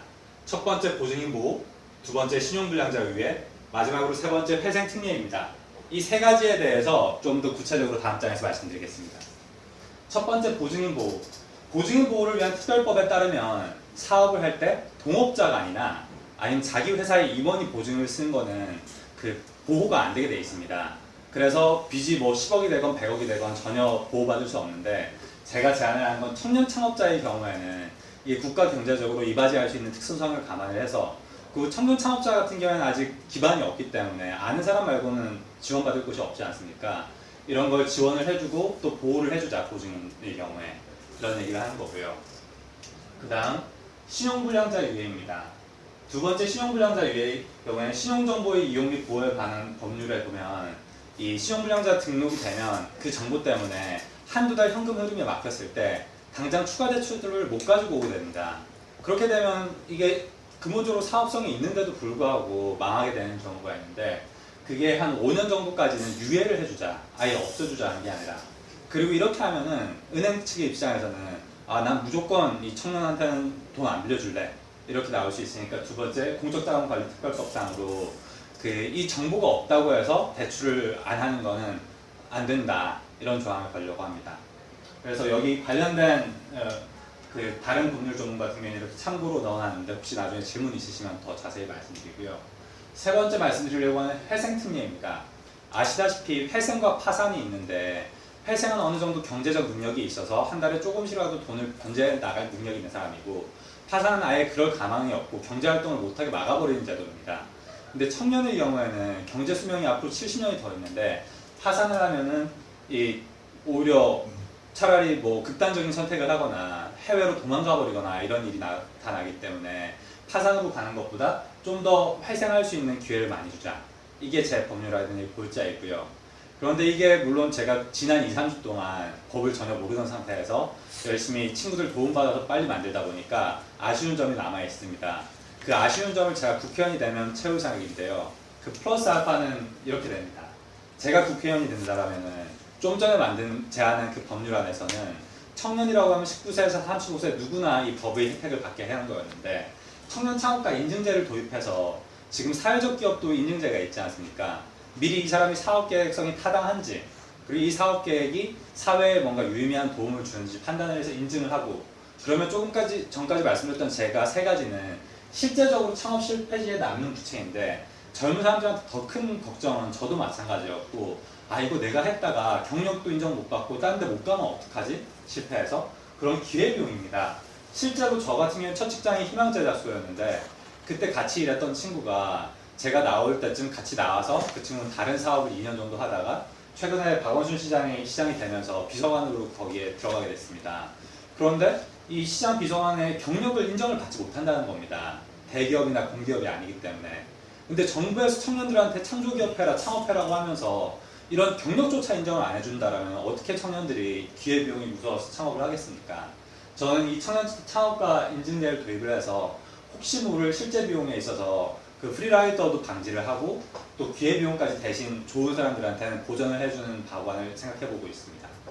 이거를 제가 지난 한 2, 3일 전에 친구와 새벽 3시까지 만든 다음에 아 진짜 우리가 뭔가 의미 있는 일을 하고 있는 것 같다. 이거 하면 진짜 사회에 도움이 될 것 같다. 너무 기분이 좋아서 맥주 한 캔을 마셨습니다. 그 친구가 이제 집에 가야 되니까 대리기사를 불렀습니다. 근데 저희가 대리기사를 만나러 나가보니까 이 대리기사님이 저 멀리서부터 막 헉헉대면서 달려오는 겁니다. 저는 좀 놀라서 저분 왜 저러지? 좀 이상한 분인가? 그런데 그분이 와서 왜 이렇게 달려오셨나 죄송하게 안 그러셔도 된다 했더니 그분 하시는 말씀이 자기는 사업하다가 실패해서 빚을 많이 졌기 때문에 하루에 한 콜이라도 더 뛰어야 되고 또 택시를 타고 오면은 그 비용이 아까워서 뛰어왔다고 했습니다. 제가 그래서 깜짝 놀라서 어디서부터 뛰어오셨냐 하니까 저희 집에서 무려 2km나 떨어진 곳에서 10분 전에 통화했는데 10분 만에 뛰어온 거였습니다. 그분을 보고 저는 너무 죄송하고 불과 1시간 전에 아 내가 뭔가 좀 의미 있는 일을 하고 있다라고 말했던 것 자체가 좀 부끄러울 지경이었습니다. 전 지금 국회의원에 지원하는 사람으로서 이런 청년 세대를 대표해서 그리고 제 초반에 말씀드렸던 저희 회사에 있는 다시는 사업 안 한다, 다시는 도전 안 한다, 나도 대리운전 기사를 했었다 그런 분들을 보면서 정말 큰 책임감을 느낍니다. 그래서 저는 제가 더 열심히 하겠다, 더 열심히 뛰어서 이런 분들 더 훨씬 편하게 살 수 있는 사회 되도록 만들겠다고 약속드리고 싶습니다. 이상입니다. 네, 수고했습니다. 예. 다른 친구들과 약간 다르게 행복지표라는 좀 끌끄덩 잡는 이야기일 수 있을 독자적인 기구를 만드는 위원회 법을 내놨습니다. 행복지표라는 것은 지금 국민들의 부정적인 열망들 그리고 희망적인 미래들을 모아내서 그 목소리를 직접적으로 모아내서 우리의 미래를 전장적인 유토피아를 그리고 그 그려낸 유토피아들이 각각의 목소리 속에서 공통의 가치들, 공통의 열망들을 찾아내서 그것들을 지표로 해서 우리가 도달하고자 하는 대한민국 국민들이 도달하고자 하는 목표에 가기 위한 나침반으로서의 역할을 하는 지표를 만들자 이런 의도에서 이 법안을 만들게 되었습니다. 네. 저는 경쟁에서 승리해온 사람이었습니다. 경쟁도 익숙하고요. 선생님과 부모님이 시키는 대로 열심히 노력해서 좋은 대학에 들어가려 했었고 경쟁을 즐겨왔던 사람이었습니다. 그런데 재작년 5월 전도 유망한 한 젊은이가 스스로 목숨을 끊었습니다. 서울대 법대를 졸업하고 그 바로 서울대 로스쿨에 들어가서 시골에서 열심히 일하시는 부모님과 그 마을의 자랑이었던 친구였습니다. 그저 공부만 잘하는 나약한 친구였던 것이 아니라 저와 2년 넘게 같이 활동을 했었던 그 조직에서 그 누구보다도 적극적이었고 그 누구보다도 열심히였고 무엇보다 그 누구보다 더 많은 사람들을 더 많은 친구들을 돌봤던 친구였기 때문에 저희 조직에서 공동체에서 충격은 클 수밖에 없었습니다. 울면서 졸면서 그 친구가 한 줌의 제로 변하는 과정을 지켜본 후에야 집에 돌아와서 꼬박 하루를 잤습니다. 그리고 나서 담배를 하나 입에 불고 멍하니 1시간을 보냈습니다. 끝없는 과제, 3일 동안 수업이 빠졌기 때문에 과제가 끝이 없이 있고 빠진 수업은 어떻게 보충할 것이며 그때 일을 같이 하고 있었기 때문에 이 시간 어떻게 해야 될까 하면서 멍하니 시간을 갔던 것이었습니다. 한시도 가만히 있기 어려운 제 성격상 멍하니 1시간이 갔다는 게 저한테 놀라운 경험이었습니다. 그때 문득 깨달았습니다. 이러다 죽겠구나 라는 생각이 들더라고요. 끝이 보이지 않았거든요. 과제, 시험, 졸업, 취업, 그 다음에 또 시험, 끝없는 경쟁. 그 친구가 이러다가 죽을 수 있었겠구나라는 생각이 들었습니다. 지금 대한민국 사회에서는 많이 가진 자도 덜 가진 자도 끝없이 불안해하면서 더 많이 경쟁하고 더 많이 공부하고 더 많은 돈을 벌기 위해서 고군분투하고 있습니다. 언제까지 이렇게 살아야 하는지 모르겠습니다. 이 무한 경쟁 사회의 근저에는 GDP, 국민 총생산, 국내 총생산이라는 이 개념 속에서 성장지상주의라는 국가정책의 목표가 그 근저에 있다고 생각합니다. 우리의 목표가 돈을 얼마나 더 버는가, 국가가 얼마나 더 많은 생산을 하는가, 이것이기 때문에 그를 위한 끝없는 경쟁이 이루어지고 있다고 생각합니다. 더 많은 상품의 생산이 국민 행복에 직결되던 빈곤의 시대에는 GDP는 훌륭한 나침반이었습니다. 그러나 지금은 GDP가 증가해도 그것이 국민 행복으로 연결되지 않는다는 수많은 연구 결과들이 있고 마케팅을 해야만 물건이 팔리는 풍요의 시대이기 때문에 더 이상 GDP를 우리 나침반으로 써서는 안 됩니다. 국가의 존재 이유는 국민의 행복, 국가 구성원이 국민의 행복을 위한 기초 여건을 마련해 주는 것이어야 합니다. 그러기 위해서 GDP를 대체하는 새로운 지표, 행복 지표가 필요하다는 생각을 하게 되었습니다.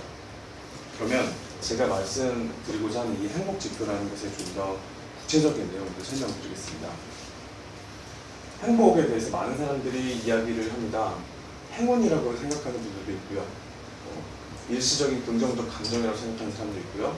또 아리스토텔레스는 자아실현이라고 생각하기도 합니다. 하지만 저는 사회적인 측면에서 국가가, 사회가 건드릴 수 있는 측면에서의 행복으로서 전반적인 삶의 만족도를 이야기하고 싶습니다. 자유롭게 행복을 자아를 실현할 수 있는 기초 여건을 마련해 주는 것이 국가가 할 수 있는 일이라고 생각합니다. 행복에 대한 많은 연구들 중에 하나입니다. 그 행복을 결정하는 100% 중에서 50%는 유전적 요인이라고 합니다. 10%는 사회적인 영역이고요. 40%는 개인이 노력할 수 있는 영역이라고 합니다. 중간고사를 못 쳤다고 해서 기말고사를 치지 말아야 하는 이유는 없죠.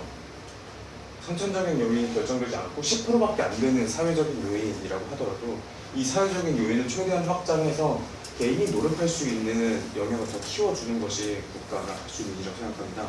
국가가 개개인이 행복해야만 해라고 강요를 한다거나 개개인의 행복을 추구할 수 있도록 개개인의 행복을 보장해 줄 수는 없습니다. 그러나 마음껏 추구할 수 있는 상황을 마련해 줄 수 있습니다. 같은 맥락이었습니다. 제가 말씀드린 행복 지표에는 물론 소득이 들어갑니다. 1인당 국민 소득도 들어가고요. 근로시간도 들어가고요. 집, 아파트 평수도 들어갑니다. 그뿐만 아니라 우리가 놓치고 있었던 국민 행복과 직결되는 내가 한 주에 몇 번이나 우리 가족과 식사를 하는가, 내가 집에서 출근하는 거리가 얼마나 되는가, 몇 시간이나 지하철에서 보내는가, 내가 얼마나 잠을 자는가, 5분 안에 갈 수 있는 도서관, 5분 안에 갈 수 있는 공원이 주변에 얼마나 있는가, 이것들, 이 국민들의 의견들을, 이건 저와 제 친구들이 모아둔 생각들에 불구하고요, 시민들의 목소리를 직접 듣는다면 더 많은, 더 와닿는 의견들이 있을 거라 생각합니다. 먼 나라 이야기가 아닙니다. 이미 행복 지표를 정책에 사용하고 있는 곳이 있습니다. 대표적으로 캐나다인데요.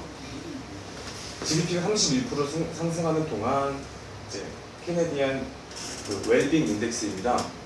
이것은 어느 정도 성장했다, 어느 정도 더 떨어질 때가 있었다, 이렇게 비교 가능한 완전 대체까지는 아니더라도 보완할 수 있는 그런 영역이 있어야 합니다. 이 CIW를 구성하는 요소가 이 8가지입니다. 저와 제 친구들이 이미 이 작업을 하고 있었고요. 저희는 한국의 상황에 맞게 다른 세계에서 많이 사용되고 있는 지표들을 한국에 맞게 현지화하는 작업이 필요하다고 생각됩니다. 그 중에 저희 노동이라는 영역을 추가해야 된다고 보고 있는 중입니다. 시민이 참여하는 모델입니다. 그 전에는 위에서 만들어진 지표가 위에서 기획돼서 그것으로 시민의 삶을 측정하는 것이었습니다. 그것이 아니라 직접 국민들이 어떤 지표, 국민들이 원하는 사회, 국민들이 원하는 국가, 그 열망들, 그 가치들을 모아내서 각각의 그 지표들로 이루어지고 그것이 하나의 지표가 됩니다. 이 지표는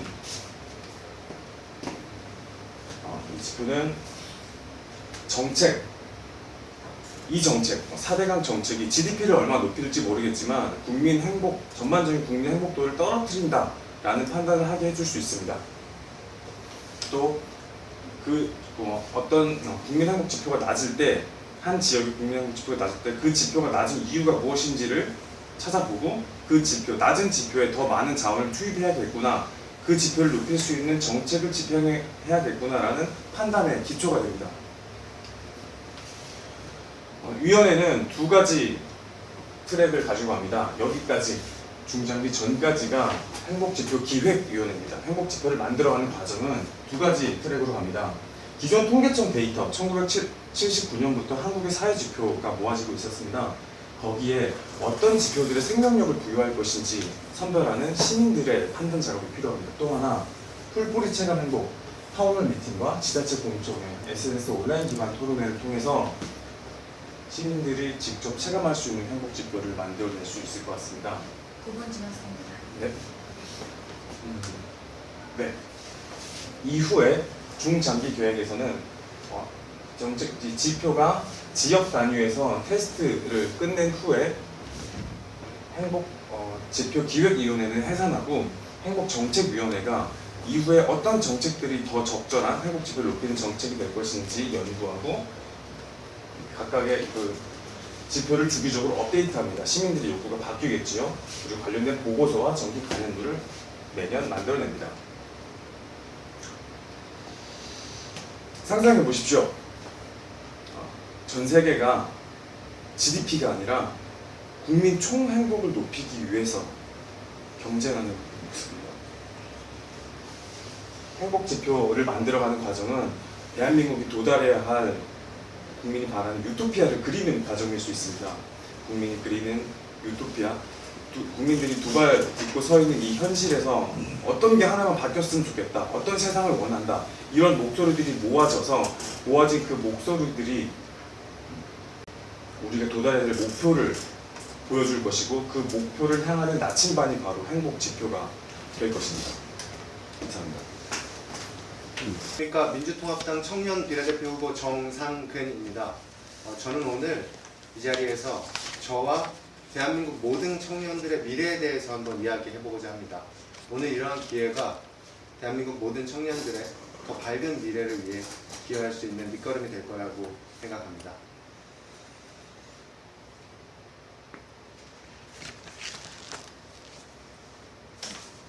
네, 청년, 푸를 청자입니다. 푸르다는 말은 통상 신선하다는 것을 의미합니다. 사진처럼 넓게 탁 트이고 뭔가 도전적이고 밝고 그런 이미지입니다. 그런데 지금 우리나라 청년들의 현실은 실질적으로 이렇지 못합니다. 우울하고 슬프고 암울하고, 저는 우리나라 청년들의 현실이 그렇다라고 생각을 합니다. 뭉크의 절규를 보면 이 그림이 꼭 요즘 들어서는 특히 우리 청년들의 현실을 표현하는 것이 아닌가라는 생각을 하게 됩니다. 내일은 누구를 만날까? 내일은 어떤 새로운 세상이 열려질까? 이런 고민들이 아니라 내일의 아르바이트는 어떻게 해결할 것인가? 학자금 대출을 어떻게 갚을 것이고 바늘구멍 취업을 어떻게 돌파할 것인가? 이런 고민들이 더욱 많습니다. 우리 청년들은 사회와 단절되어 있습니다. 푸르르는 빛이 바랬습니다. 청년들을 다시금 푸르게 하고 사회와 연결시켜야 합니다. 저는 이를 위해서 청년들을 청년답게 만들 수 있는 청년특별세 제정을 오늘 논의해보고자 합니다. 청년특별세는 사회가 청년들의 사회 진출을 돕고 자립을 도와서 그들이 직장을 갖고 다시금 사회에 기여하는 그런 선순환 시스템을 의미합니다. 우리가 왜 청년들을 바라봐야 하는 걸까요? 지금 청년들에게는 어떤 문제가 있는 걸까요?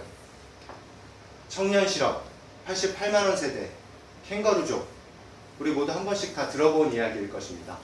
그런데 문제는 이게 먼 곳의 이야기가 아니라 지금 이 순간 저와 제 친구들이 당면하고 있는 문제라는 것입니다. 그래서 이것을 포기하고 좌절할 것인지 아니면 꿈과 희망을 갖고 새로운 미래에 도전할 것인지 2012년 저희는 지금 갈림길에 서 있다고 생각합니다. 사실 청년 문제가 청년들의 문제만은 아닙니다. 저희들이 열심히 살지 않아서 그런 것도 아닙니다.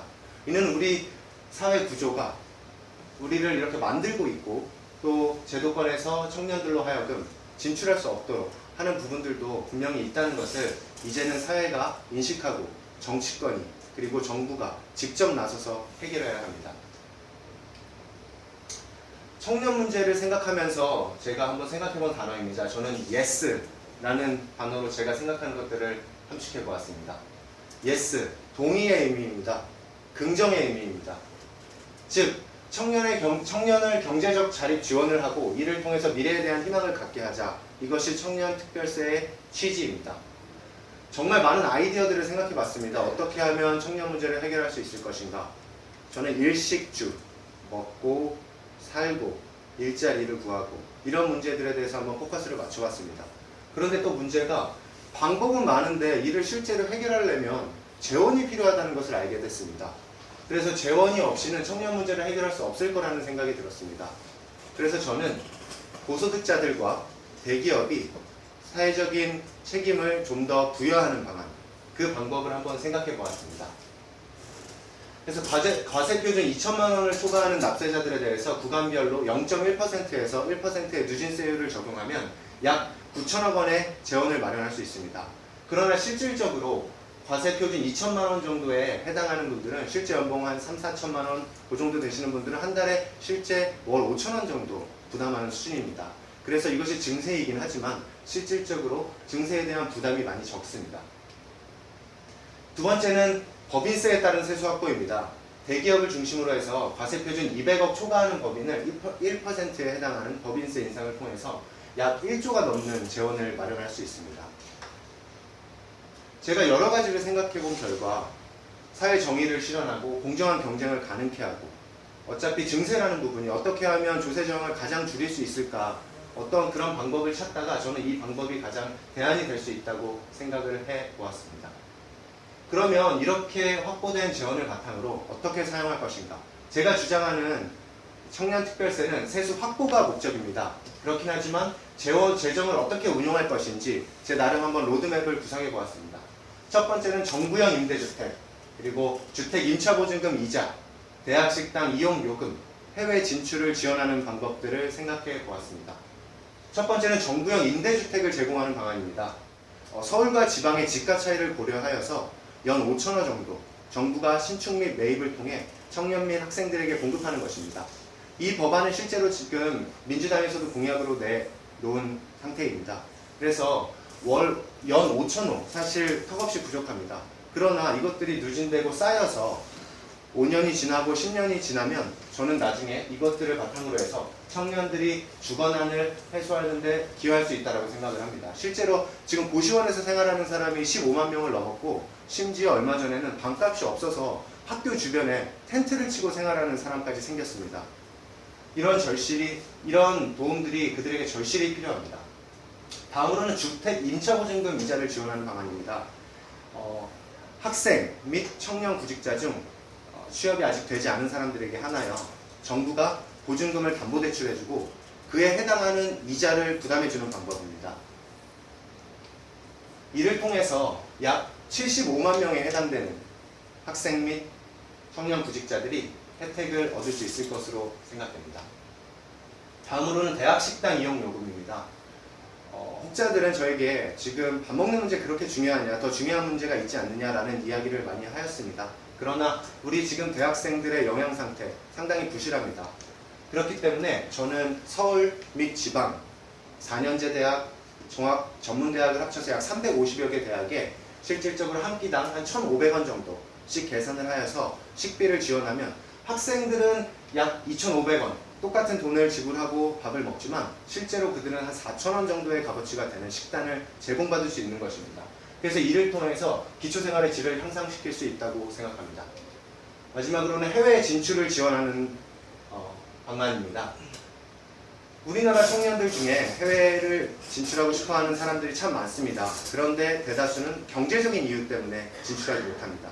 그래서 저는 저처럼 그냥 비행기상만 딱 가지고도 자신이 가서 충분히 노력하면 될 수 있다는 자신감 갖고 나갈 수 있도록 정부가 지원하면 이는 장기적으로 봤을 때 이 사람들이 해외 생활을 경험하고 외국어 실력도 향상되고 또 정부가 정부 간 협약이라든지 기업 간의 협약을 통해서 일자리를 구하면 일정 부분 한시적으로 급여를 도와준다든지 이런 방안으로 했을 때 어떤 글로벌 인재를 양성하는 데 아주 도움이 될 수 있다고 생각을 해봤습니다.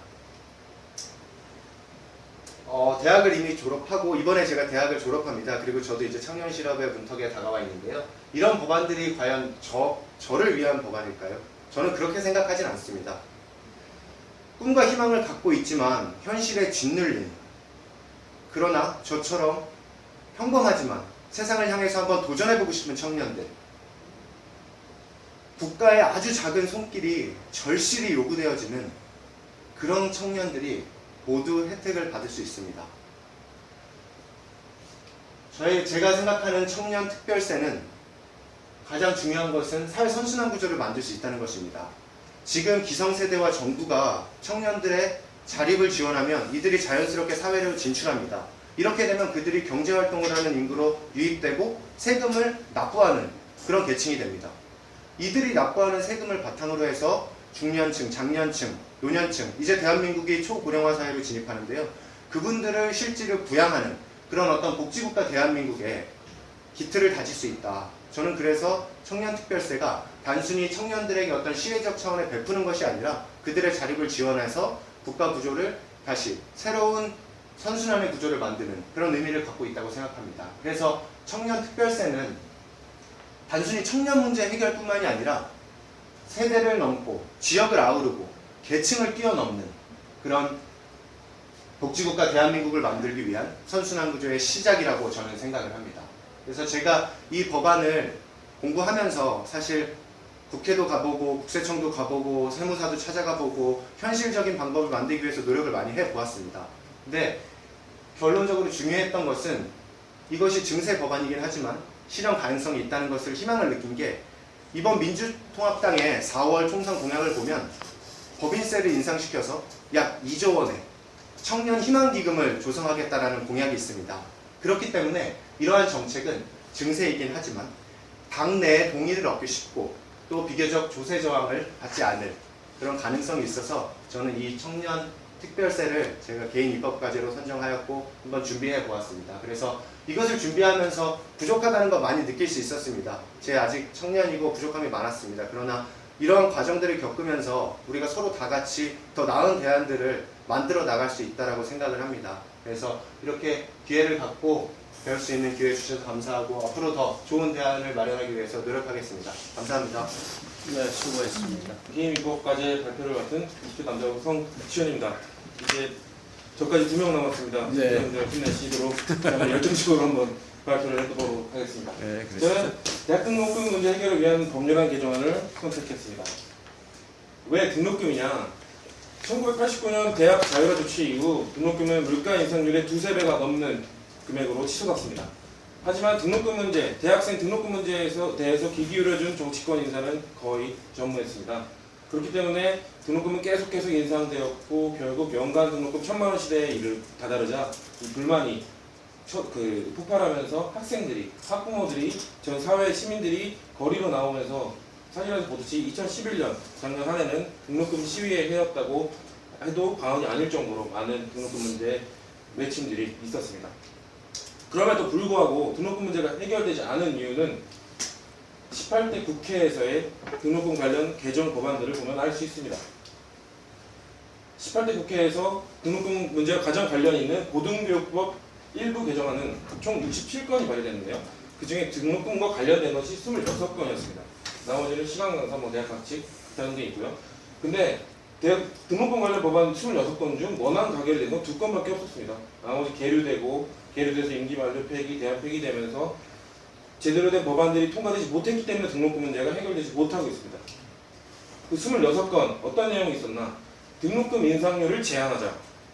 아니면 중앙등록금 책정 혹은 중앙등록금 산정위원회를 만들어서 아예 정부에서 일괄적으로 등록금을 상한을 치자. 아니면 등록금 소득별로 차등 부과를 하자. 아니면 기타 법안으로는 뭐 등록금 카드 납부 가능하게 하자. 군대 갔을 때 이자 가능하게 하자. 모두 현실적으로 이루어져야 하는 법안들인데 다 계류 통과된 게 하나도 없습니다. 그렇다면 어떻게 등록금 문제를 해결해야 할 것인가? 19대 국회에서는 제가 한번 로드맵을 보여드리도록 하겠습니다. 등록금 문제 해결하기 위해서는 다양한 법안의 개정이 필요합니다. 고등교육법, 등록금 심의의 구성에 대해서 담고 있고 아까 말씀드린 카드 납부도 담고 있고 군대에 갔을 때 등록금 납부, 학자금 이자 문제 모든 것이 고등교육법 안에 들어가 있습니다. 그렇기 때문에 이 고등교육법을 개정을 해야 되고요.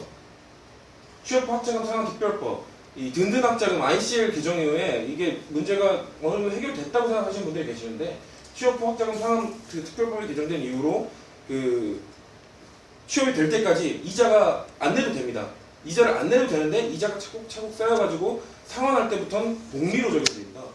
일반 대출도 아니고 학자금 대출인데 복리로 적용되는 것은 부당하다고 생각됨에도 불구하고 여전히 복리가 적용되고 있기 때문에 이거 달리로 할 수 있도록 개정이 돼야 됩니다.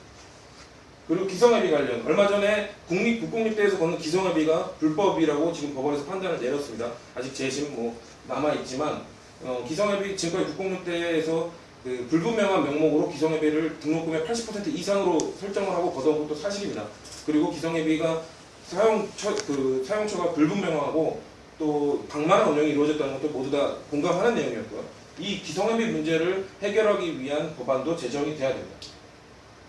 소득세법 개정은 제가 이따 두 번째 설명할 때 자세히 설명드릴 거고요. 그럼 고등교육법 그 안에 어떤 것이 문제냐? 저는 일단 제11조 등록금 심의위원회를 개정해 보고자 합니다. 이게 가장 기본이 되기 때문인데요. 현행 등록금 심의위원회의 가장 큰 문제점은 사망에서 보듯이 심의 결과를 최대한 존중하여야 한다. 애매한 조항이 되어 있습니다. 그 의결권이 없다는 것이죠. 등록금 심의위원회에 권한이 없기 때문에 사실상 있으나 마나한 존재입니다. 또한 구성조차 학생 수는 10분의 3, 과반도 안 되기 때문에 목소리가 제대로 전달될 수 없고요. 취향, 물가 상승률의 1.5배를 초과해서는 안 된다. 등록금 인상률이. 근데 이것도 그래서 이거 18대 국회에서의 고등교육법 개정 법률안 중에 물가 상승률 1.5배를 1.2배로 낮추자, 1.0배로 낮추자 이런 개정안들이 있었는데 이거는 문제의 본질을 벗어난 그 개정안들입니다. 왜냐하면은 물가 상승률 1.5배, 보통 물가 상승률 3년치 평균을 내면 3, 4%고 그럼 1.5배면 4, 5%까지는 4, 5%가 됩니다. 그렇다면 등록금 인상률 4, 5%까지는 용인해주는 법안이 되기 때문에 이 조항은 사실상 현실과 맞지 않는 조항이라고 할 수 있고요. 해당 학교에 행정적, 재정적 제재를 줄 수 있다. 이렇게 그 구체적인 제재 조항이 나와 있지 않은 행정적, 재정적 제재라는 것은 해당 부처의 재량에 따라 달라질 수 있는 법안이기 때문에 위헌의 소지까지 있는 문제 있는 조항이라고 생각합니다. 사실상 이러한 그 등록금 심의위원회에서는 학교와 학생이 이런 그림에서 보듯이 상대가 안 되는, 한번 놀아주는 이 정도 상대밖에 안 되는 등록금 협상이 이루어질 수밖에 없고요. 그렇기 때문에 개정을 어떻게 해야 되느냐? 등록금 심의위원회 심의 결과를 이행해야 한다는 조항을 일단 넣어줘야 됩니다. 항상 등록금 문제 해결을 촉진할 때 상충되는 것이 대학 운영의 자율화인데요. 등록금 심의위원회 심의 결과는 등록금 심의위원회 구성원들 자체가 학교, 학내, 학생, 교직원, 학교 관련 전문가 모두 학내 인사이기 때문에 대학 운영 자체 운영에 의해서 자율성과는 상충되지 않는 조항이라고 할 수 있고요. 등록금 심의 구성원도 학생 측과 학교 측을 동수로 하고 위원 제적과 이상의 찬성을 의결한다는 의결권 조항을 명시해 줌으로써 등록금 심의위원회의 권한을 확대해줘야 됩니다. 그리고 7항에 보면은 감사원을 통해 매 학교별 적정 등록금 상한을 책정하자. 이게 일반적으로 말하는 그 근로자의 그 평균 소득에 의한 등록금 상한을 만드는 게 아니라 학교별로 감사원이 감사를 실시해서 등록금 거품을 빼고 쓸데없는 예산을 빼낸 등록금 상한액을 제한하자는 겁니다. 왜냐? 학생들이 학교와 등록금 협상을 할 때 사실상 동수가 되더라도 저도 등록금 심의위원회 직접 들어가 봤는데 우리가 회계 자료를 보고도 학생들은 분석하기 힘듭니다. 그렇기 때문에 그런 그 회계 자료의 분석 정도를 감사원에서 실시해서 자료 제공을 해주자는 거고요. 그 자료 제공을 한 걸 토대로 청년 물가지수 또 여기 등록금 감사원에서 제한한 등록금 상한액까지 고려한 금액이 등심위에서 이루어져야 된다. 그리고 그 벌칙조항 역시 구체적으로 만약에 이런 등록금 상한액을 정해줬음에도 불구하고 초과할 경우엔 국고보정 삭감을 통한 경제적 제재 혹은 초과 금액 10%를 사회보건 부담금으로 징수하는 등의 행정적 제재 등이 있어야 한다는 조항이 추가되어야 된다고 저는 개정을 요구합니다. 이 정도가 돼야 학교와 학생들이 제대로 된 협상 테이블에 앉을 수 있다고 저는 생각하고 있습니다.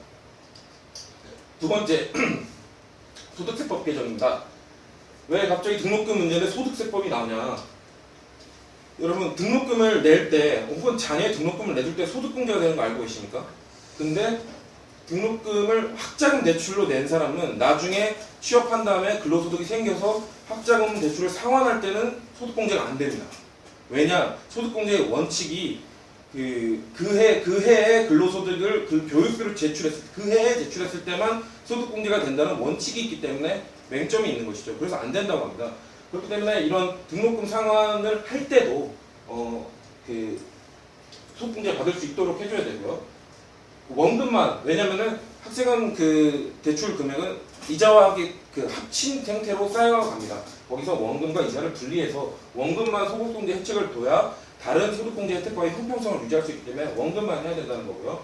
한국 장학전형 이외, 왜냐면 학자금 대출을 받는 학생들은 어려운 학생들은 보통 4년 다 받습니다. 그러다 보면은 이자가 한 달에 막 10만 원이 넘어가거든요.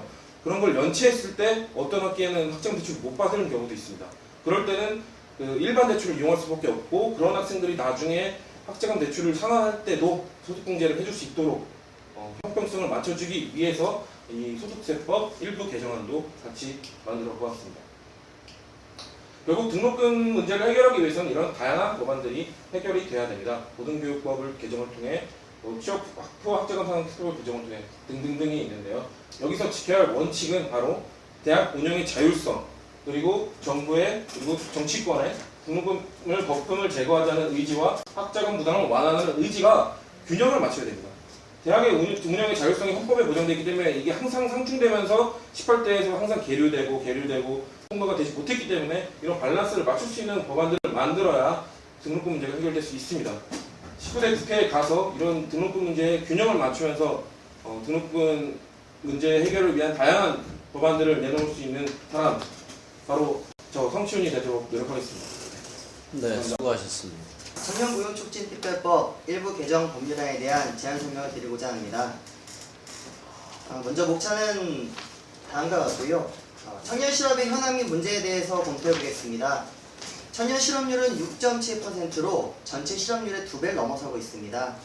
취업을 준비하는 준비생과 공식 청년 실업자 수를 포함하면 100만 명이 넘어선 상황입니다. 매우 심각한 상황이고요. 이를 해결하기 위해 18대 국회에서도 9건이 계류 중에 있습니다. 하지만 환노위에서 심의조차 이루어지지 못하고 회기가 끝나고 나면 자동 폐기되게 되어 있습니다. 따라서 민주통합당이 주의한 과제로서 그리고 청년 국회의원으로서 브랜드화된 법이 반드시 필요하다고 생각합니다. 저는 그래서 이 법안에 대해서 준비를 해보았습니다. 먼저 당론을 한번 검토해 보겠습니다. 민주통합당의 정책은 300인 이상의 민간기업과 전체 공공기관 대상으로 3%의 고용을 할당하도록 하였습니다. 타당과 비교를 해봤을 때요. 새누리당의 경우 고용노동부 장관의 고용 권고 권한을 부여하였습니다. 권고사항이라고 하는 것은 선언적 규정으로서 실질적인 실효성이 없습니다.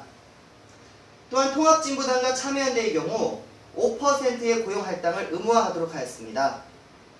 퍼센테이지를 넘어서 기업의 자율성, 그리고 기업의 반박의 소지가 있기 때문에 저는 청년 의무 고용 할당은 3%의 민주당 정책이 현실적이라고 생각합니다. 하지만 이러한 당론으로 모든 청년 실업 문제가 해결될까요? 저는 이 부분에 대해서 좀 더 구체적으로 검토해 보았습니다. 먼저 고용할당제라고 하는 것은 경영권의 침해로서 기업의 반발 소지가 있습니다. 다시 말해 세 번째 나왔던 한시성의 원칙이죠. 10년, 20년 할 수 있는 것이 아니라 3년, 5년 단위에 한시적으로 운영이 될 수밖에 없습니다. 또한 대개의 로제타 플랜의 부작용에서 보듯이 단기적인 성과, 즉 충격요법을 통해서 노동시장의 구조를 개편할 수는 있습니다. 하지만 중장기적인 대안이 없다고 하면 저는 오히려 이런 부분이 부작용으로 작용할 것이라 생각합니다. 마지막으로 원트랙의 한계인데요. 300인 이상의 민간 기업의 경우 3%의 의무 고용을 하도록 하였습니다. 하지만 저학력자에 대한 취업 대책, 이것 역시 중요한 사안입니다. 저는 이러한 당론이 충분한지 여부를 기본으로 해서 당론을 보완할 수 있는 4가지 방향을 제시하고자 합니다. 먼저 기업의 자율해결 유도인데요. 언제까지 한시적으로 특별법을 제한하고 의무 고용을 할 수는 없습니다. 그렇다고 하면 중소기업을 육성시켜주고 신성장 동력을 개발시켜주고 고용 서비스를 확대하는 것입니다. 그래서 장기적으로 지속 가능한 중소기업을 육성해 주시는 것이죠. 두 번째는 국가 부담의 강화입니다. 의무 고용 할당뿐만 아니라 창업에 대한 지원, 직업 능력 훈련 개발원의 확대, 또한 글로벌 인재에 대한 육성 등을 통해서 기업뿐만 아니라 국가에서 청년 실업에 대한 책임감을 가져야 한다는 것입니다. 셋째는 중소기업의 배려입니다. 제 법안에 보시면은 100인 이상 사업장, 300인 미만의 사업장의 경우는 권고하도록 되어 있습니다. 즉 중소기업 기본법 시행령상 300인 미만의 중소기업은 인건비 부담이 될 수 있습니다. 따라서 의무는 못하되 권고 조항을 둔 것이죠. 마지막으로 저학력 고학력의 투트랙 적용입니다. 왜 중소기업의 일자리가 부족할까요? 그리고 구인난을 겪을까요? 임금 격차 때문이거든요. 즉 대기업 비교했을 때 중소기업의 임금은 약 65%입니다. 그럼 이 임금 격차를 해소할 수 있는 방안이 뭘까 고민해봤는데요. 결국에는 저학력 인력을 활용하기 위해서는 그 청년 고용을 창출하기 위한 300인 미만 100인 이상의 사업장이 권고조항을 지켰을 경우 취업자에 대한 임금을 보전하고 근로조건을 개선시켜준다면 지금의 임금 격차가 다소 해소되면서 일자리는 창출될 것이라 생각합니다. 실제로 이 법을 실현하기 위해서 현실을 파악해봤습니다. 대개 로제타 플랜이 2000년대에 도입이 됐는데요. 단기적인 충격요법, 다시 말해 노동시장의 변화를 통해서 초기에는 매우 큰 성과를 거뒀습니다.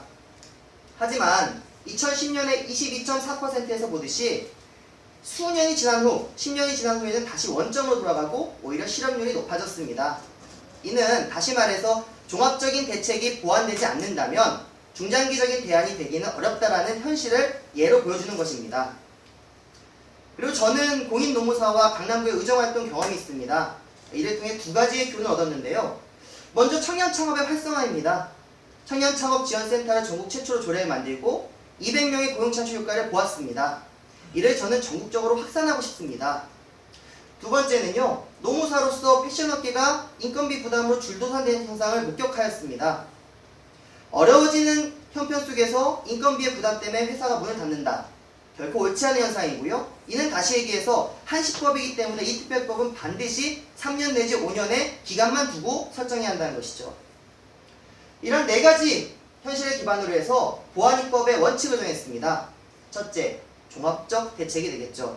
의무고용 할당뿐만 아니라 이것을 보완제 역할로 보완할 수 있는 청년의 창업 지원, 글로벌 인재의 육성 및 국내의 복귀 시의 혜택, 또한 직업능력 훈련 교육원의 설치, 마지막으로 중소기업의 육성 등이 보완제 역할을 통해 종합적인 대책이 마련되어야 한다는 것입니다. 둘째, 강제성인데요. 권고하는 것이 아니고 의무적으로 하는 것이죠. 지키지 않을 경우에는 페널티가 있습니다. 고용 부담금을 주는 것이죠. 그 고용 부담금은 다시 얘기하면 고용 창출을 위한 재원으로 활용이 될 것입니다. 세 번째, 확고한 한시성입니다. 특별법은 그 기간을 설정하고 단시간의 충격요법으로서 30만 개의 일자리를 창출하는 데 효과를 두는 것이죠. 장기적인 대안은 될 수 없다고 봅니다. 네 번째, 현실성입니다. 중소기업 임금 굉장히 낮습니다. 우리 청년들 인턴, 공공근로 일하고 싶지 않습니다. 결국에는 중소기업의 일자리를 양질의 일자리로 끌어올려야 하는데요. 그러기 위해서 저는 취업자에 대한 임금 보전, 근로조건의 개선에 대한 지원이 필요하다고 생각을 합니다. 이러한 원칙을 바탕으로 해서 저는 주요한 법안을 개정하였습니다. 먼저 제5조 청년 미취업자의 고용 의무 등에 따라서 기존에 노력하여야 한다는 법 규정을 고용하여야 한다고 개정하였습니다. 그래서 3% 의무 고용을 하도록 했고요. 둘째, 저학력, 고학력 투트랙이죠. 100인 이상 300인 미만의 사업장에 대해서는 권고를 하였습니다. 그리고 그 권고 조항을 지킬 시에는 저학력자들이 쉽게 일자리를 가질 수 있도록 임금을 보전해주는 역할을 하는 것이죠. 세 번째, 직업능력 개발 훈련의 설치입니다. 직업능력을 본인이 어떤 일을 좋아하고 어떤 일을 즐길 수 있는지 알아야 되잖아요. 충분한 훈련을 하고 교육을 받아서 본인이 흥미가 있고 적성이 맞는 일을 찾도록 하는 것이죠. 넷째, 글로벌 인재 해외 파견 청년의 채용입니다. 코이카나 코투라에서 많은 인력들을 해외에 파견하려고 노력하지만 갔다가 와서 혜택이 전혀 없었습니다. 보다 활성화시키기 위해서, 그리고 우수 인재가 해외의 선진 문화를 받아들이고 국내에 와서 활동을 할 수 있도록 일정 부분 권고하는 조항을 저는 만들었습니다. 그래서 좀 더 글로벌 인재를 육성 개발하고 싶습니다. 마지막으로 직업지도 프로그램 개발의 운영 및 제공 법률인데요. 기존의 직업 능력만 개발할 것이 아니라 창업 능력도 개발하자는 겁니다. 창업 프로그램 개발해서 교육시키자는 것이죠. 이를 통해서 전국적으로 창업의 활성화를 위해서 고용 창출 효과를 저는 볼 수 있다고 생각을 합니다. 이와 같이 개정 법률안의 주 요지에 대해 검토를 해봤고요. 비용 축에서는 제가 미천부하였습니다. 의안의 비용 축에 관한 규칙 제3조를 보면요. 기술적으로 계산이 어려운 경우, 즉 제가 오늘 제시한 이 법률안에는 대부분 새로 도입되는 제도가 많습니다. 기존에 과거 데이터가 없기 때문에 불가피하게 비용을 별도의 계산을 하지 못했습니다. 민주통합당의 청년실업에서 브랜드 법안, 이 법안으로 저는 결국 청년들이 소외받은 일자리에서 더 나아가서 희망이 있는 세상, 그리고 기존의 신자유주의에 벗어나서 희망을 노래할 수 있는 청년들이 되기를 간절히 소망합니다. 이상으로 제안 설명을 모두 마치겠습니다. 감사합니다. 네, 수고하셨습니다.